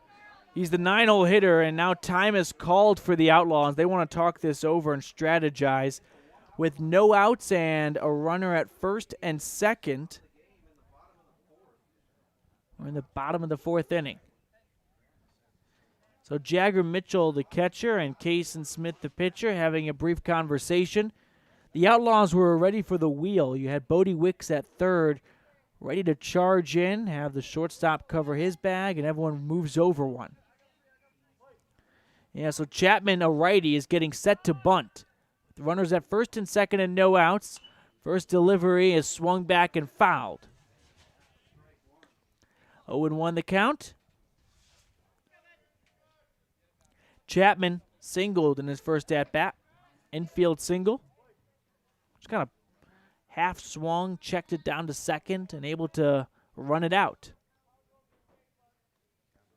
Chapman squaring to bunt. The 0-1. And watches it go by. It gets away from Mitchell. Both runners advance, and, well, that changes everything for this at-bat now for Chapman. As there's now runners in scoring position, plural, both of them, with nobody out, and a 1-1 count to Grant Chapman. The number 9 hitter, now showing no signs of a bunt. The 1-1. Low and away, but stopped by Mitchell. A great stop there, too, might I add. 2-1.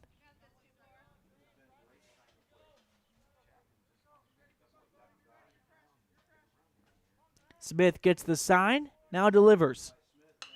It's popped up in the infield, and Ryan Baldwin at second gets the squeeze for out number 1. An infield single.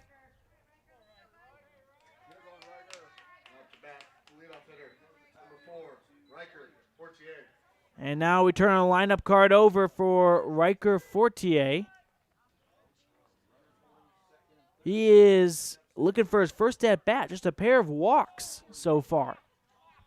For the leadoff man, 1 out, runners at second and third. The delivery is sharply hit up the middle into center field. That's down for a base hit. 1 run scores, and it's an RBI single. They try to get Fortier at second, and he runs it out somehow. And just like that, it's a 4-1 ball game now. After the RBI single from Fortier.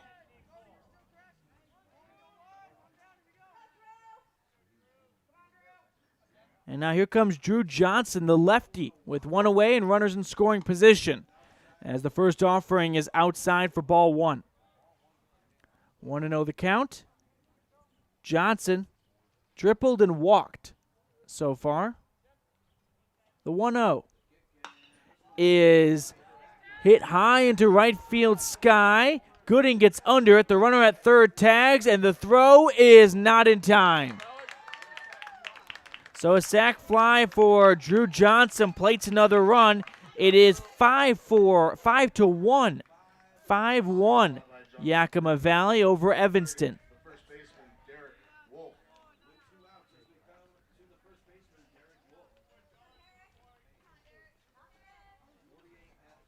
So 2 away. After the sac fly from Drew Johnson, now Derek Wolf, a righty, steps into the box with a runner at third. The delivery is fouled back. Both runners tagged on that sac fly, so the runner at second ran to third, I should add. 2 down, runner at third for Derek Wolf, 0 for 2 so far. Here comes the 0-1. And that's low for a ball. 1-1. 1 ball and 1 strike for Derek Wolf. Smith gets the sign, now kicks and deals. Breaking ball, low and away for ball 2.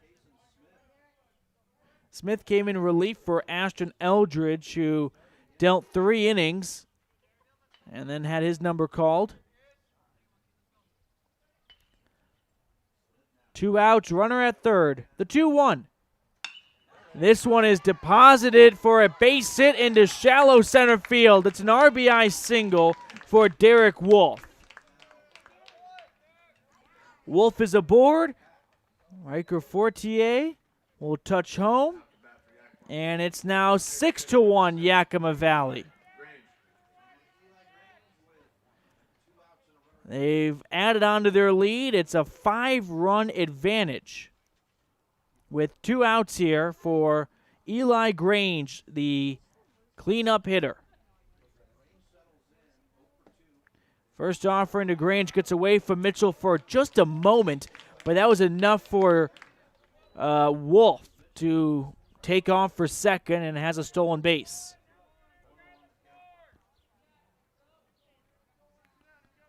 Want to know the count?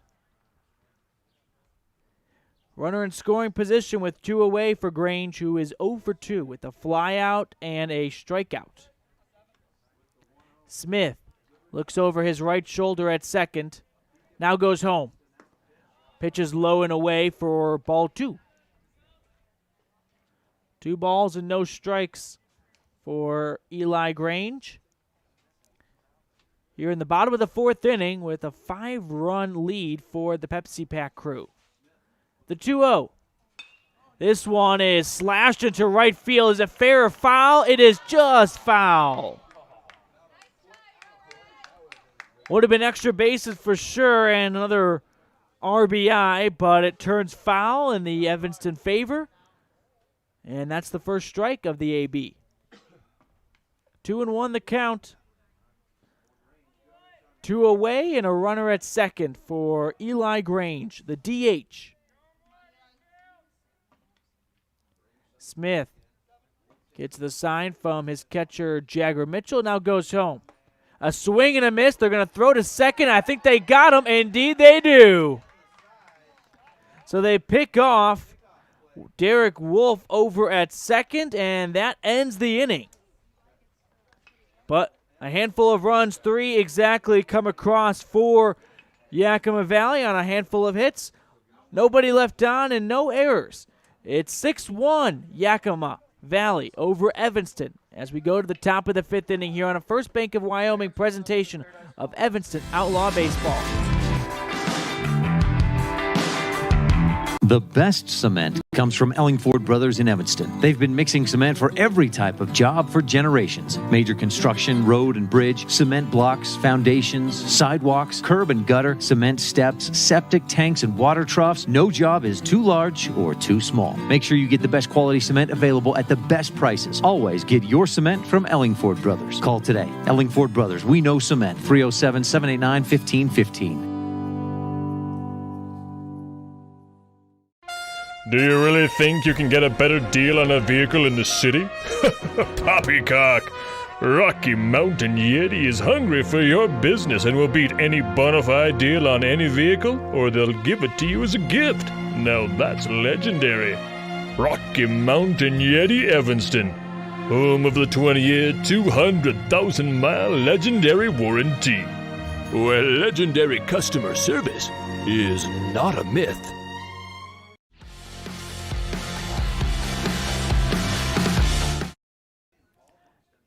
Welcome back to Missoula, Montana, as Baldwin swings and misses at the first offering. Unable to catch up with it, and it is 0-1 for Ryan Baldwin. Baldwin came in not too long ago. Next offering is a strike, 0-2. So after a pitching change and some defensive switcheroos, Baldwin entered for Ashton Eldridge. Here comes the 0-2, though. It's up high for ball 1. So Baldwin getting his first AB of this one.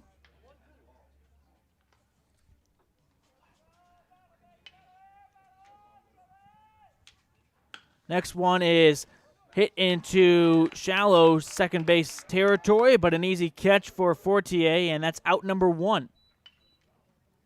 So 1 away after the line drive right to the second baseman, and that sends Talon Critchfield to the dish. 1 for 1 today with a single back in the second inning.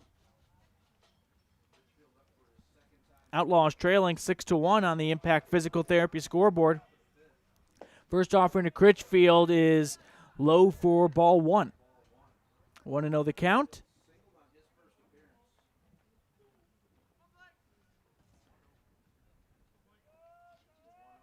The 1-0. And that's a called strike. Just sat itself at the bottom of the zone. Evens the count out at 1-1. Blake Steiner out for his 5th inning of work. Been excellent so far. Here comes the 1-1. And that is low and away for ball 2. Outlaws have nobody on and 1 out for Talon Critchfield. The left fielder trailing by 5 runs, trying to avoid being swept today in the doubleheader. The 2-1 is chopped to the first baseman. It's scooped up by Wolf, and he tags the bag himself for the out. So 2 down now in the top of the 5th inning. And after the unassisted ground out, here comes Jaden Schneider, the number 8 hitter in the lineup for the Outlaws. 0 for 1 today. Grounded out to second in his last AB. Righty-righty matchup. The delivery. That's well inside for ball 1 to Schneider.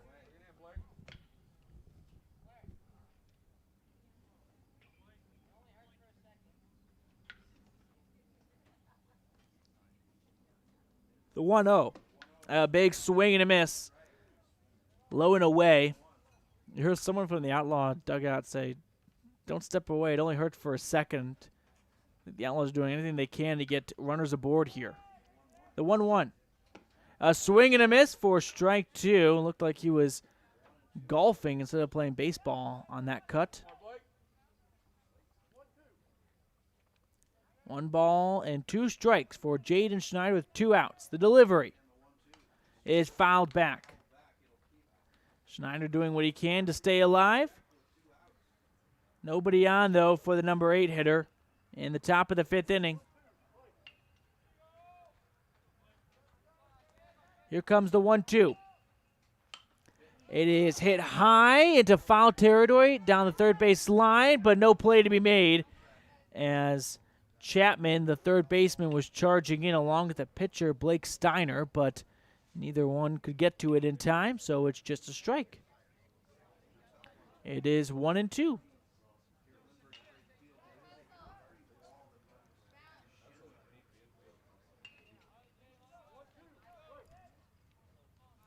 Steiner gets set, kicks and delivers.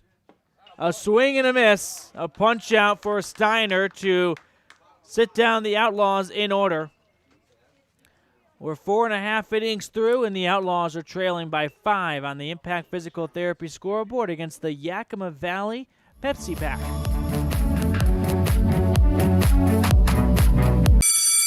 School may be out, but the top high school athletes in Wyoming aren't slowing down.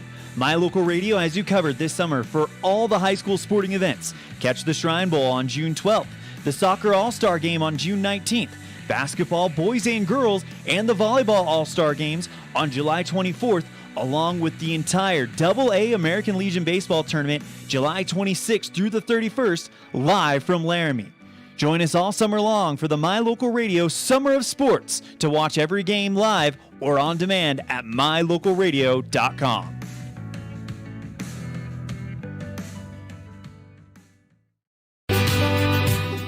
Time flies, especially when you're having fun. This is Jeremy Rex, manager at T-Bar S in Evanston. It's hard to believe that we've been here almost a year with our new management team and staff. Did you know that you can have your vehicle detailed, your windshield replaced, chip repair done, or get your trailer refinished or rewired at T-Bar S? Of course, we are a full-service collision repair shop, too. You can even change your oil and your brakes. Visit T-Bar S today. Let T-Bar fix your car. 515 County Road, Evanston.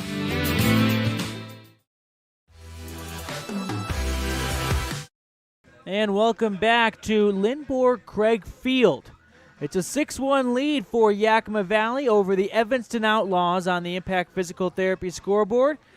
And Kaysen Smith, the lefty, out for his 2nd inning of work in relief of Ashton Eldridge, who was retired after 3 innings. So the 3 hitters due up for the Pepsi Pack crew. It is the cleanup guy, Eli Grange, Adam Goodrich, and then Brady Steiner. In fact, Eli Grange, if you remember, in the last inning, had his at-bat abruptly ended because they picked off the runner at second. So he's going to go out there and continue, well, not with the same balls and strikes, but he'll be out there at the dish batting once again.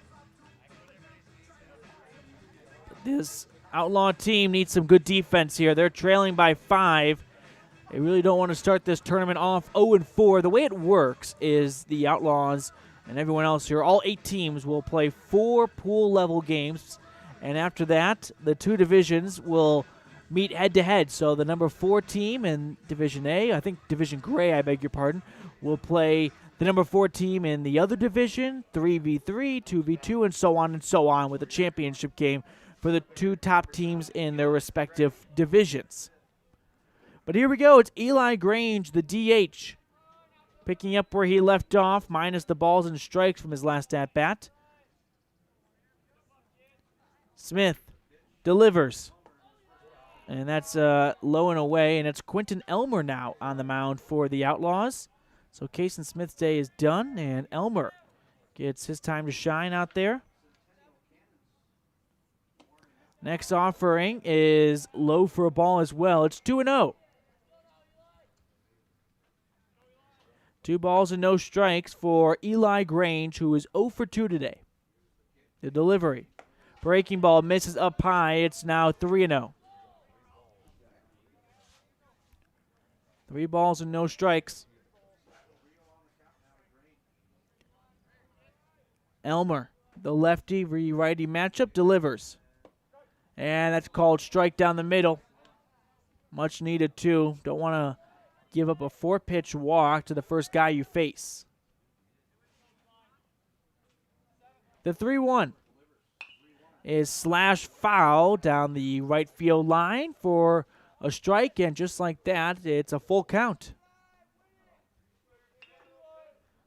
3 balls and 2 strikes, no outs and nobody on for leadoff hitter Eli Grange in the bottom of the 5th. The delivery. And that's a ball down low and away. So a leadoff walk for Grange. And here comes Adam Goodrich. 0 for 1 today with a walk.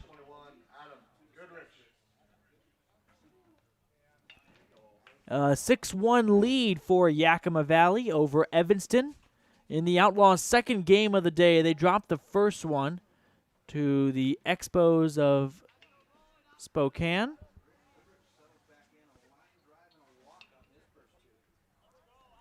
A lefty-lefty matchup, as there's a bit of a conversation right now as Goodrich is slow to step into the box, but now does. The delivery. Ooh, a slow breaking ball, just misses high, really off speed. Maybe even a changeup. But it's 1-0 to Adam Goodrich.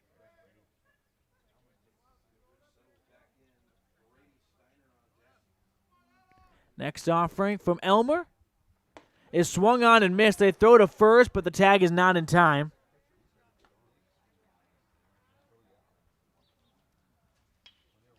So Grange is on first after a leadoff walk, and now Goodrich finds himself with an even 1-1 count and a 5-run lead in the bottom of the 5th inning as the next offering is low for ball 2.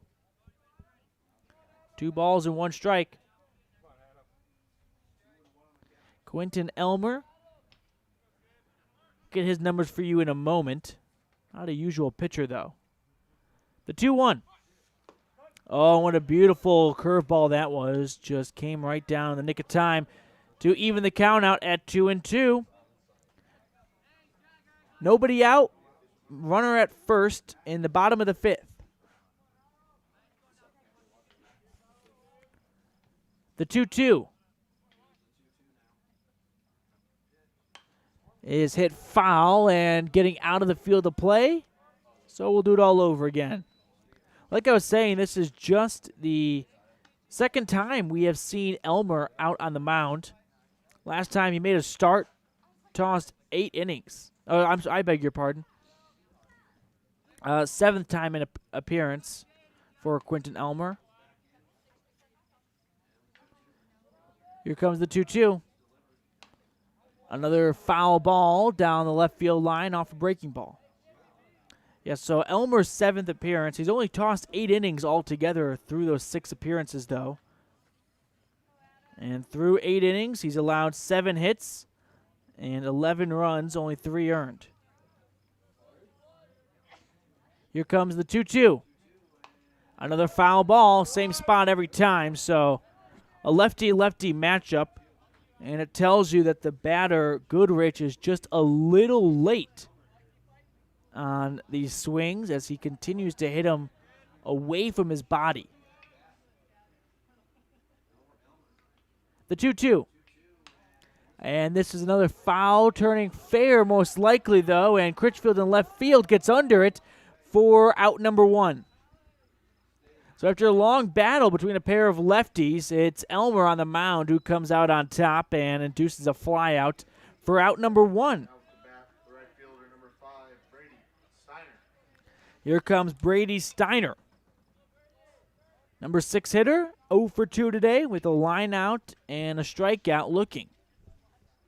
Lefty-righty matchup.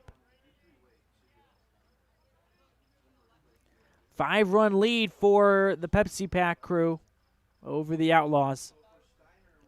The delivery, and it is barely going to miss up high for ball 1. So Elmer started a handful of fastballs. Now he is incorporating some off-speed pitches. Here comes the 1-0. And misses high and away for ball 2. Eli Grange at first after a leadoff walk. There's 1 out after a flyout. And Steiner looking to move the runner a little bit. The 2-0. Fastball low and away. Ball 3.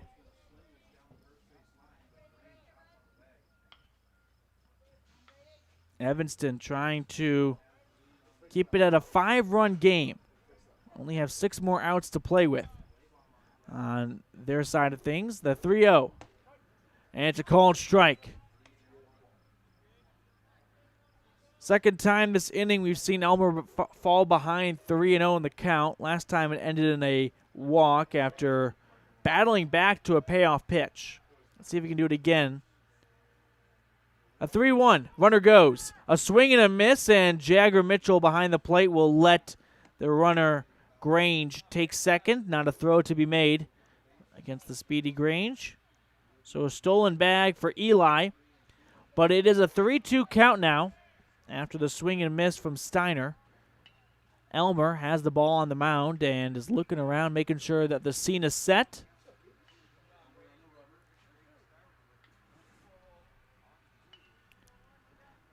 Quentin looks over his left shoulder, now goes home. Slow breaking ball is dribbled foul down the first base line. We'll do it all over again. Outlaw is trying to stay in this one. They need some good defense, though, right now. Trailing 6-1.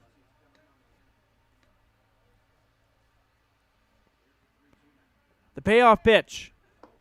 Low for ball 4. So 2 aboard with 1 away for Jaden Klebaum. Klebaum is 1 for 2 today with a double and a run scored. Got the last inning. He led off the last inning with a double. If you remember, that was a long battle between him and Kason Smith, and on a payoff pitch, it resulted in a double right up the middle into center field. 1 out, though, 2 on. 1 runner in scoring position. Runner goes from second to third, and as well as the runner from first to second. Mitchell bobbled it as he was ready to rifle it over to third. It came out of his glove, and an easy stolen base there.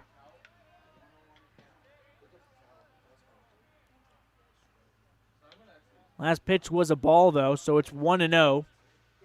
Runners in scoring position with 1 out. No force out, at least not your traditional one.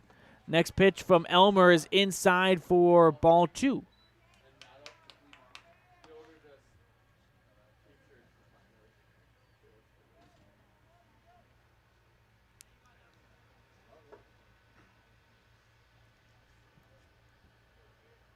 Elmer and the 2-0. This one is shot into left field. That's down for a base hit.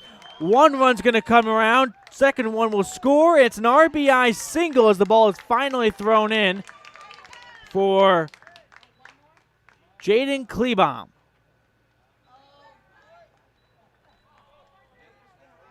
So 2 more runs are plated, and the lead has grown for Yakima Valley. It is 8-1.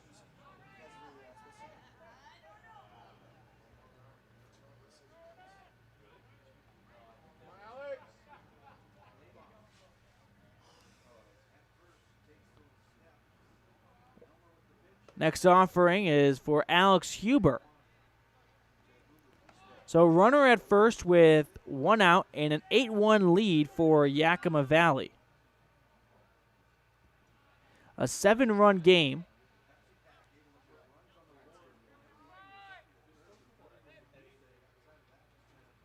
Runner goes, gets away from Mitchell, so he has second.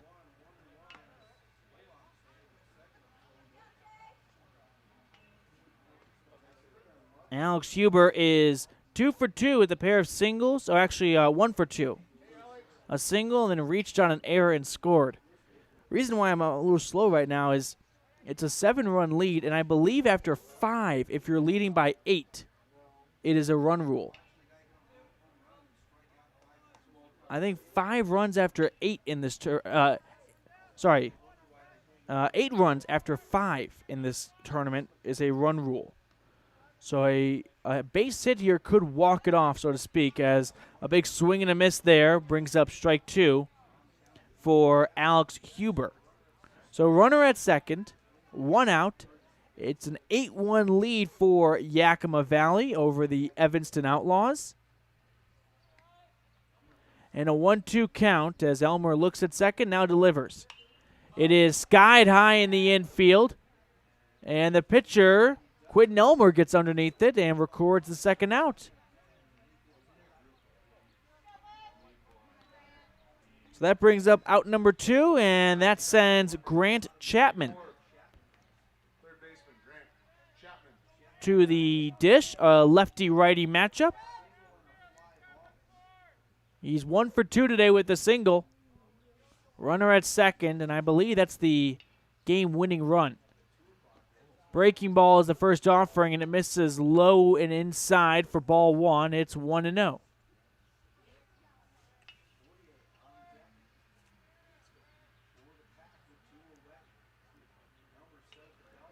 Elmer looks at second, now delivers. The 1-0 is a called strike just outside the zone. So it's 1-1. No, just inside the zone. 2 down, runner at second. Elmer. The 1-1. That misses low and away for ball 2. This is a big at-bat right here because if the Outlaws can get Chapman out, they don't have to worry about what's next. But if they do not, that would be a man they've had issues with, Riker Fortier. He's 1 for 1 with a pair of walks and 2 runs scored. The 2-1 is chopped foul down the third base line to even the count out at 2-2. 2 balls and 2 strikes.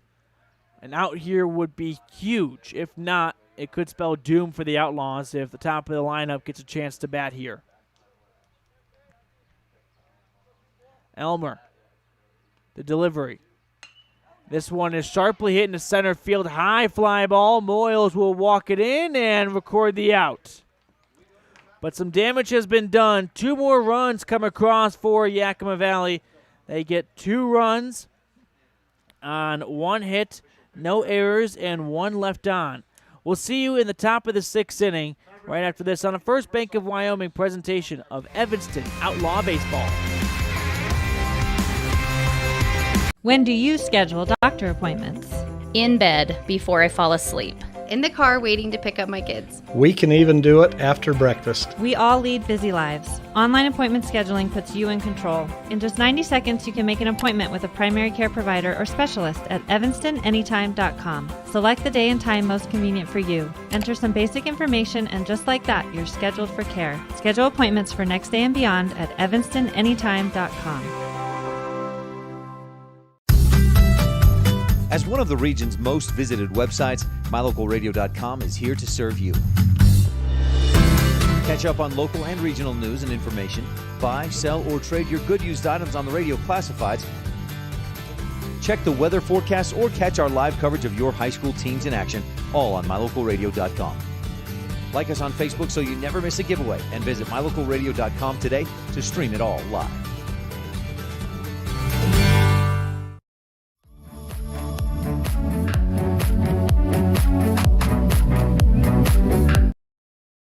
And welcome here to the top of the 6th inning. And leading off for the Evanston Outlaws, trailing by 7 against the Yakima Valley Pepsi Pack. It is going to be a pinch hitter. I think Quentin Elmer right now for Kason Smith. First offering to Elmer is swung on and missed, low and away for strike 1.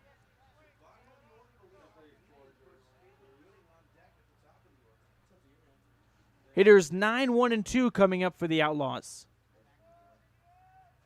And now the 0-1. That's in the dirt for ball 1. Check out our My Local Radio chat, and Jim Stiegel, hello from North Carolina. Well, hello to you too, sir. Happy to have you alongside us. I think right now you're winning that mileage contest, though, for the furthest Outlaw fan today. The 1-1 is swung on and missed by Elmer. Pushes the count to 1-2. We've had 1.5 days of baseball so far for the Outlaws. They'll play 3 more games, spread out across 3 days. 1-2 misses outside for ball 2. Evens the count out at 2-2. 2 balls and 2 strikes for the leadoff, Quentin Elmer, in the bottom of the top of the 6th, trailing by 7. The delivery. This one is checked foul down the third base line. So the count will remain 2-2. Outlaws got to find some offense, and soon. Through 2 games now, they've just plated 2 runs. It's been a tough day for them at the dish. The 2-2 is swung on and missed. Elmer was expecting something a little more velocity, got way out in front of it, and that is out number 1. And back-to-back punch-outs for Blake Steiner. In fact, that is strikeout number 1, 2, 3, 4, 5, 6, 7 for Steiner. But here comes the leadoff man for the Outlaws in the game. It is Caleb Gooding. Actually, we have Derek McDonald pinch hitting for him. So Gooding's day is over after 2 strikeouts, and the first offering to McDonald is a swing and a miss. 0-1 the count.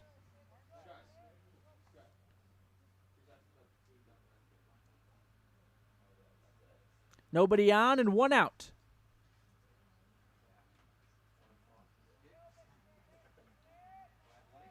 The 0-1 is slash foul.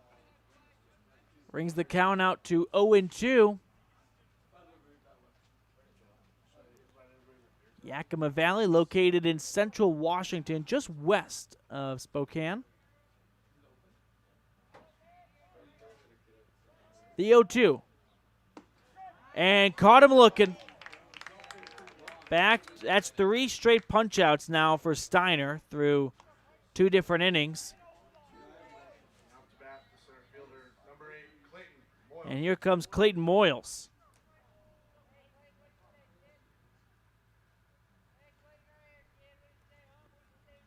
Two down and nobody on for Moyles, who is 0 for 2 today. First offering to Clayton. And that one misses. Oh, beg your pardon, a called strike. 0-1, so ignore that. Time is called for Moyles in this righty-righty matchup.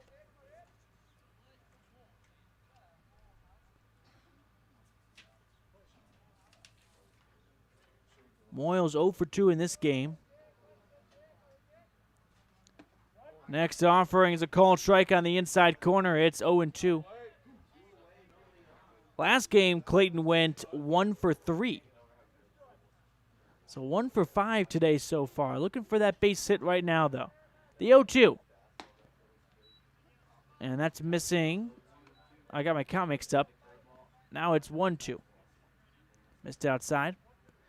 1 ball, 2 strikes, 2 outs. Nobody on for Clayton Moyles. The 1-2 is sharply hit into left field. Klebaum chasing in and makes the grab. So they go 1-2-3 in the top of the 6th inning. We'll move to the bottom of the 6th.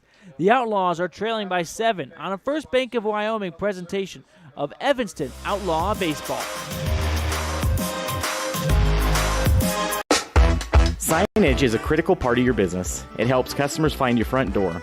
Rocky Mountain Sign will provide you with expertly designed signs, LEDs, channel letters, as well as skillfully cut signage using wood, metal, plastic, and other mediums to help your customers find you with high-quality signage. Using the best technology, designs, and installation by Rocky Mountain Sign. Your signage says a lot about your business. Work with the professionals at Rocky Mountain Sign, 243 7th Street in Evanston, Wyoming. In May of 2019, Uintah County School District Number 1 became the first school district in Wyoming to achieve a certified level 1 on high reliability schools by the Rosanna Leadership Center. We're focusing on 3 levels. Level 1 is a safe and collaborative culture. Level 2, effective teaching in every classroom. And Level 3 is a guaranteed and viable curriculum. We are certified level 1 in safe and collaborative culture. This is Superintendent Ryan Thomas. Congratulations to everyone in our district. Keep up the great work. Uintah County School District Number 1, Pathway to Excellence.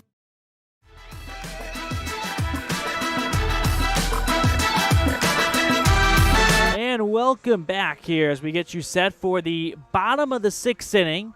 It's an 8-1 Yakima Valley lead over the Evanston Outlaws on the Impact Physical Therapy scoreboard here on a First Bank of Wyoming presentation of My Local Radio Sports. I'm Matthew Peterson. Happy to have you alongside me, whether you're watching on mylocalradio.com or listening on 99.1 KNYN. We're just happy you're making Evanston Outlaw Baseball a part of your day. Started off in the morning, now in the afternoon here from Missoula, Montana.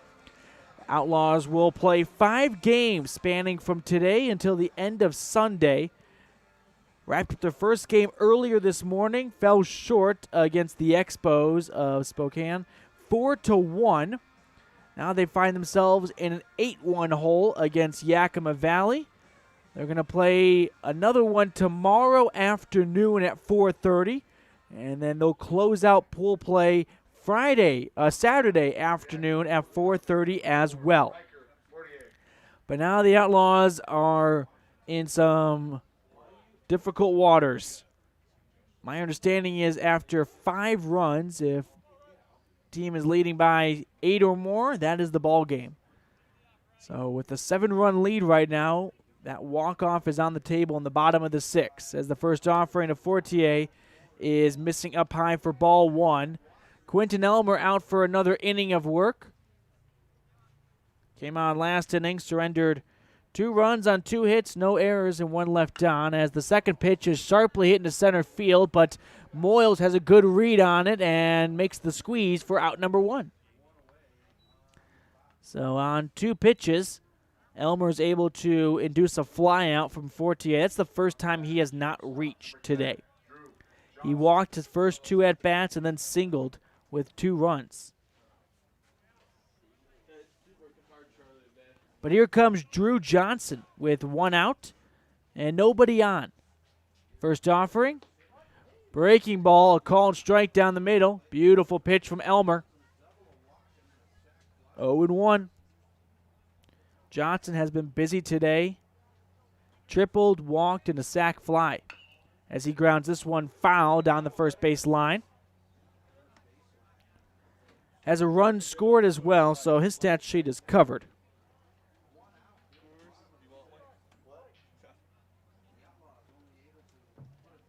Elmer, the lefty, kicks and deals. misses outside for ball one. A lefty-lefty matchup between Elmer and Johnson.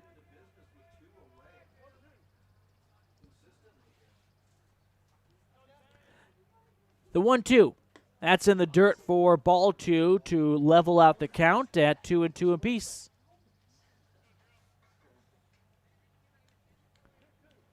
One out and nobody on in a 7-run game between Yakima Valley and Evanston here in Missoula. The 2-2 is hit foul.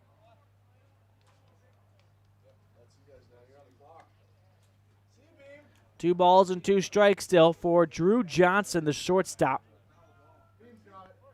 He's had good at-bats all day long, has battled every at-bat. The 2-2. That's going to miss behind the back of Johnson, and, I mean, he wasn't phased. Sometimes you think you move out of the way, you don't want to get hit. No, he just watched that one coast behind the numbers on his back to make it a full count, 3-2. Here comes the payoff pitch. That's up high for ball four.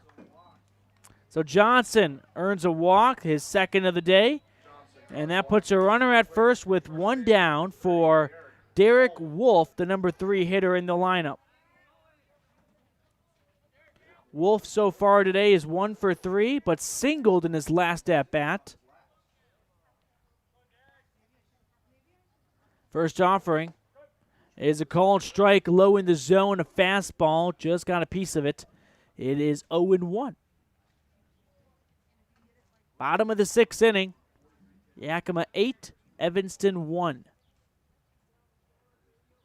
The 0-1 delivery. This one is drilled into left field. That's down for a base hit. Scooped up by Critchfield and thrown in.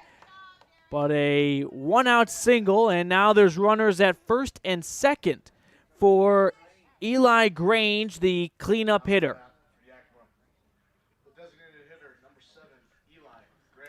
So Eli Grange stepping up to the dish for a lefty-righty matchup, and very good potential that the game-winning run is at second with that 8-run rule in effect. Bottom of the 6th inning, Elmer throws to second. I think they got him. No, the throw's just offline. Nearly got Drew Johnson, who, I mean, it would have been close, but I think the pendulum would have been in the favor of the Outlaws, but the throw is just offline, and now it looks like Elmer is experiencing maybe some tightness, but he's just handing the ball over immediately. Well, this is interesting. He wanted to give the ball to Coach Mitchell as if, you know, hey, something's not feeling right with my arm after that throw, which was a little offline. You know, it's relatively a routine-ish throw from the mound to second. And let's see if his day is done. There's a big circle and a huddle on the mound right now. And Elmer will power through. Okay. So Elmer held out the ball to Coach Mitchell like, yeah, you can take it away. And Mitchell refused. Almost like he tried to tip the waiter and said no tip is necessary. Wouldn't have it. But the count is still 0-1 with runners at first and second and one down in the bottom of the 6th in a lefty-righty matchup as the next offering to Eli Grange is outside for ball one to even the count out. A lefty-righty matchup. Grange is 0 for 2 today with a walk and a run scored. Next offering misses high and away for ball two. We've seen a good dose of curveballs, breaking balls, off-speed pitches from Elmer so far, forcing batters to be patient, wait for their pitch.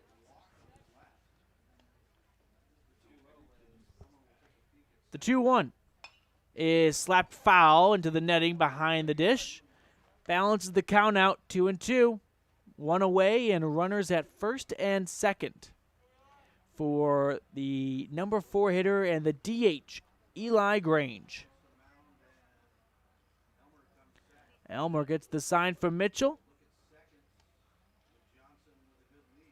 Takes his time, now delivers. That's low in the dirt area for ball 3. Full count, 3 balls, 2 strikes, 1 out, and 2 ducks on the pond. A 7-run lead for Yakima Valley over the Outlaws in the bottom of the 6th. Elmer. The payoff pitch. And that's away for ball 4. Missed it low and away. And the bases are juiced. Covered in Pepsi pack players. And after that walk, it brings up Adam Goodrich, who is 0 for 2 today with a walk.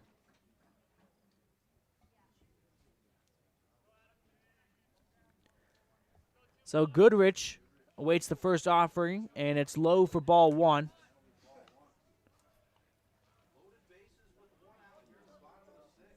Outlaws in a big jam here. I believe the game-winning run is 90 feet away with that run rule. Elmer gets the sign, now delivers the 1-0. That's high and inside for ball 2. 2 balls, no strikes to Adam Goodrich, the center fielder. Flied out his last time.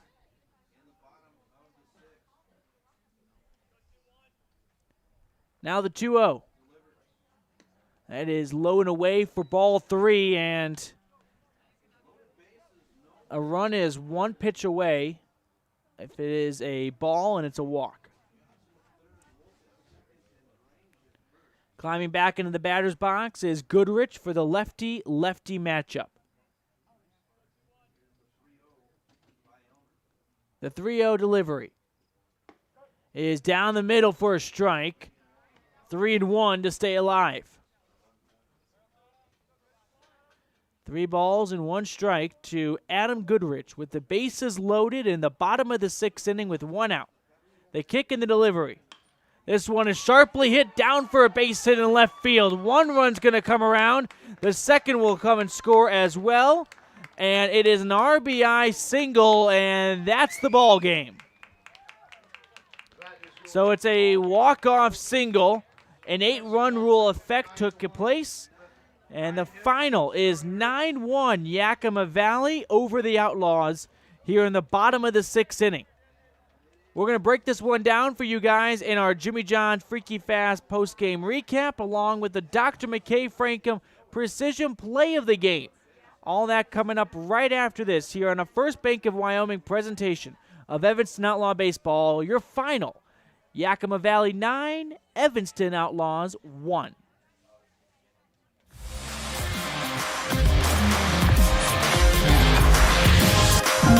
Two roads diverged in a wood, and I had just purchased new tires at Plains Tire in Evanston. The trained tire technicians at Plains Tire expertly mounted, balanced, and aligned my new tires, so I was feeling good. While I was there, they changed my oil, checked my brakes, fixed my AC, and made sure my shocks were in tip-top shape. And with their lifetime alignment checks and tire rotations, I was ready to roll. So, thanks to Plains Tire, when two roads diverged in a wood, I took the one less travel. Plains Tire, 157 Fair River Drive, Evanston.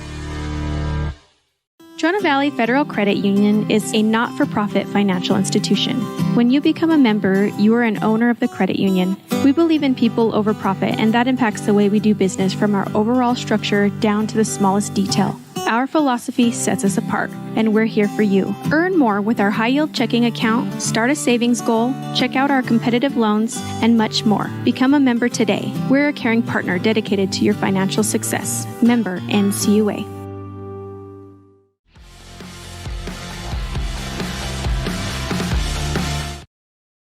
And welcome into our post-game show here. Your final is a 9-1 finish in favor of Yakima Valley over the Evanston Outlaws, who go 0-2 in the first day of this MISSOULA Mavericks Memorial Tournament here from Lindborg Craig Field. I'm Matthew Peterson. Let's get ready for the Jimmy John's Freaky Fast recap. And this game got started with some scoring in the first inning. It was the home team, Yakima Valley, or the designated home team, I should say, getting on the Impact Physical Therapy scoreboard first with 2 runs in the first inning.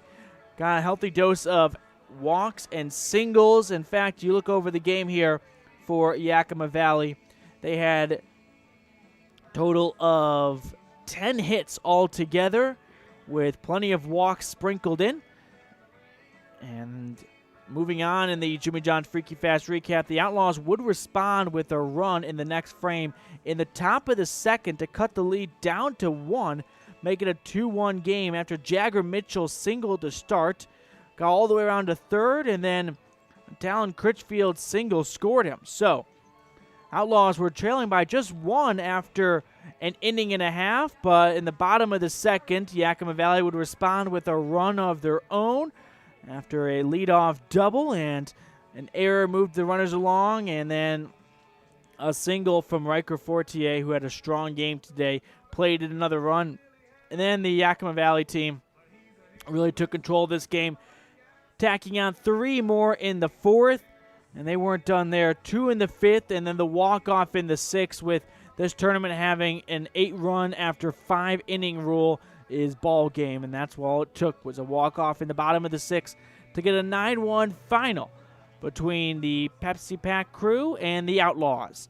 All right, folks, that's our Jimmy John's Freaky Fast recap. Go check out Jimmy John's at 113 Front Street in Evanston today. You know, I realized we didn't have a chance to really show any Dr. McKay Frankham precision plays of the game. Just 2 runs for the Outlaws through 2 games, so not a lot to really write home about, but our Dr. McKay Frankham precision play of the game, let's go with that RBI single for Talon Critchfield to plate the lone run of the game, brought home Jagger Mitchell, who reached on a single to start things off in the 2nd inning, and that is our Dr. McKay Frankham precision play of the game. You can go check out Dr. McKay Frankham right there in Evanston. Reasonable rates for family dentistry. Go check out Dr. McKay Frankham today. So before we call it a broadcast, let's check out the schedule. Get you guys ready for what's coming up. We'll be back here on the air tomorrow afternoon, 4:30. The Outlaws take on Centralia Legion in Washington. 3rd time they're going to take on someone from the Emerald State. They're 0-2 so far, so let's see if they can beat George tomorrow. And then they'll play again on Saturday, also at 4:30, against the Centennial Cannons of Idaho. So the way this tournament works, there are 8 teams here, 4 in the blue division, 4 in the gray division. The number 4 team in the gray plays number 4 in blue on Sunday. Number 3 plays 3, and so on and so on. So the Outlaws trying to climb up the ladder a little bit. But an 0-2 start, but still 2 games to play. Get back to 500 baseball and maybe be in contention for that number 2 or 3 seed. I don't think that 1 seed is attainable now. All right, folks. I'm Matthew Peterson. We're going to sign off here. Once again, the final for this final game. Yakima Valley 9, Evanston Outlaws 1. Evanston goes 0-2 to start the tournament, but they're looking to bounce back tomorrow. Join us. Tomorrow afternoon, we'll have the pregame show get started just before that first pitch at 4:30. Until then, we'll see you later, Outlaw fans.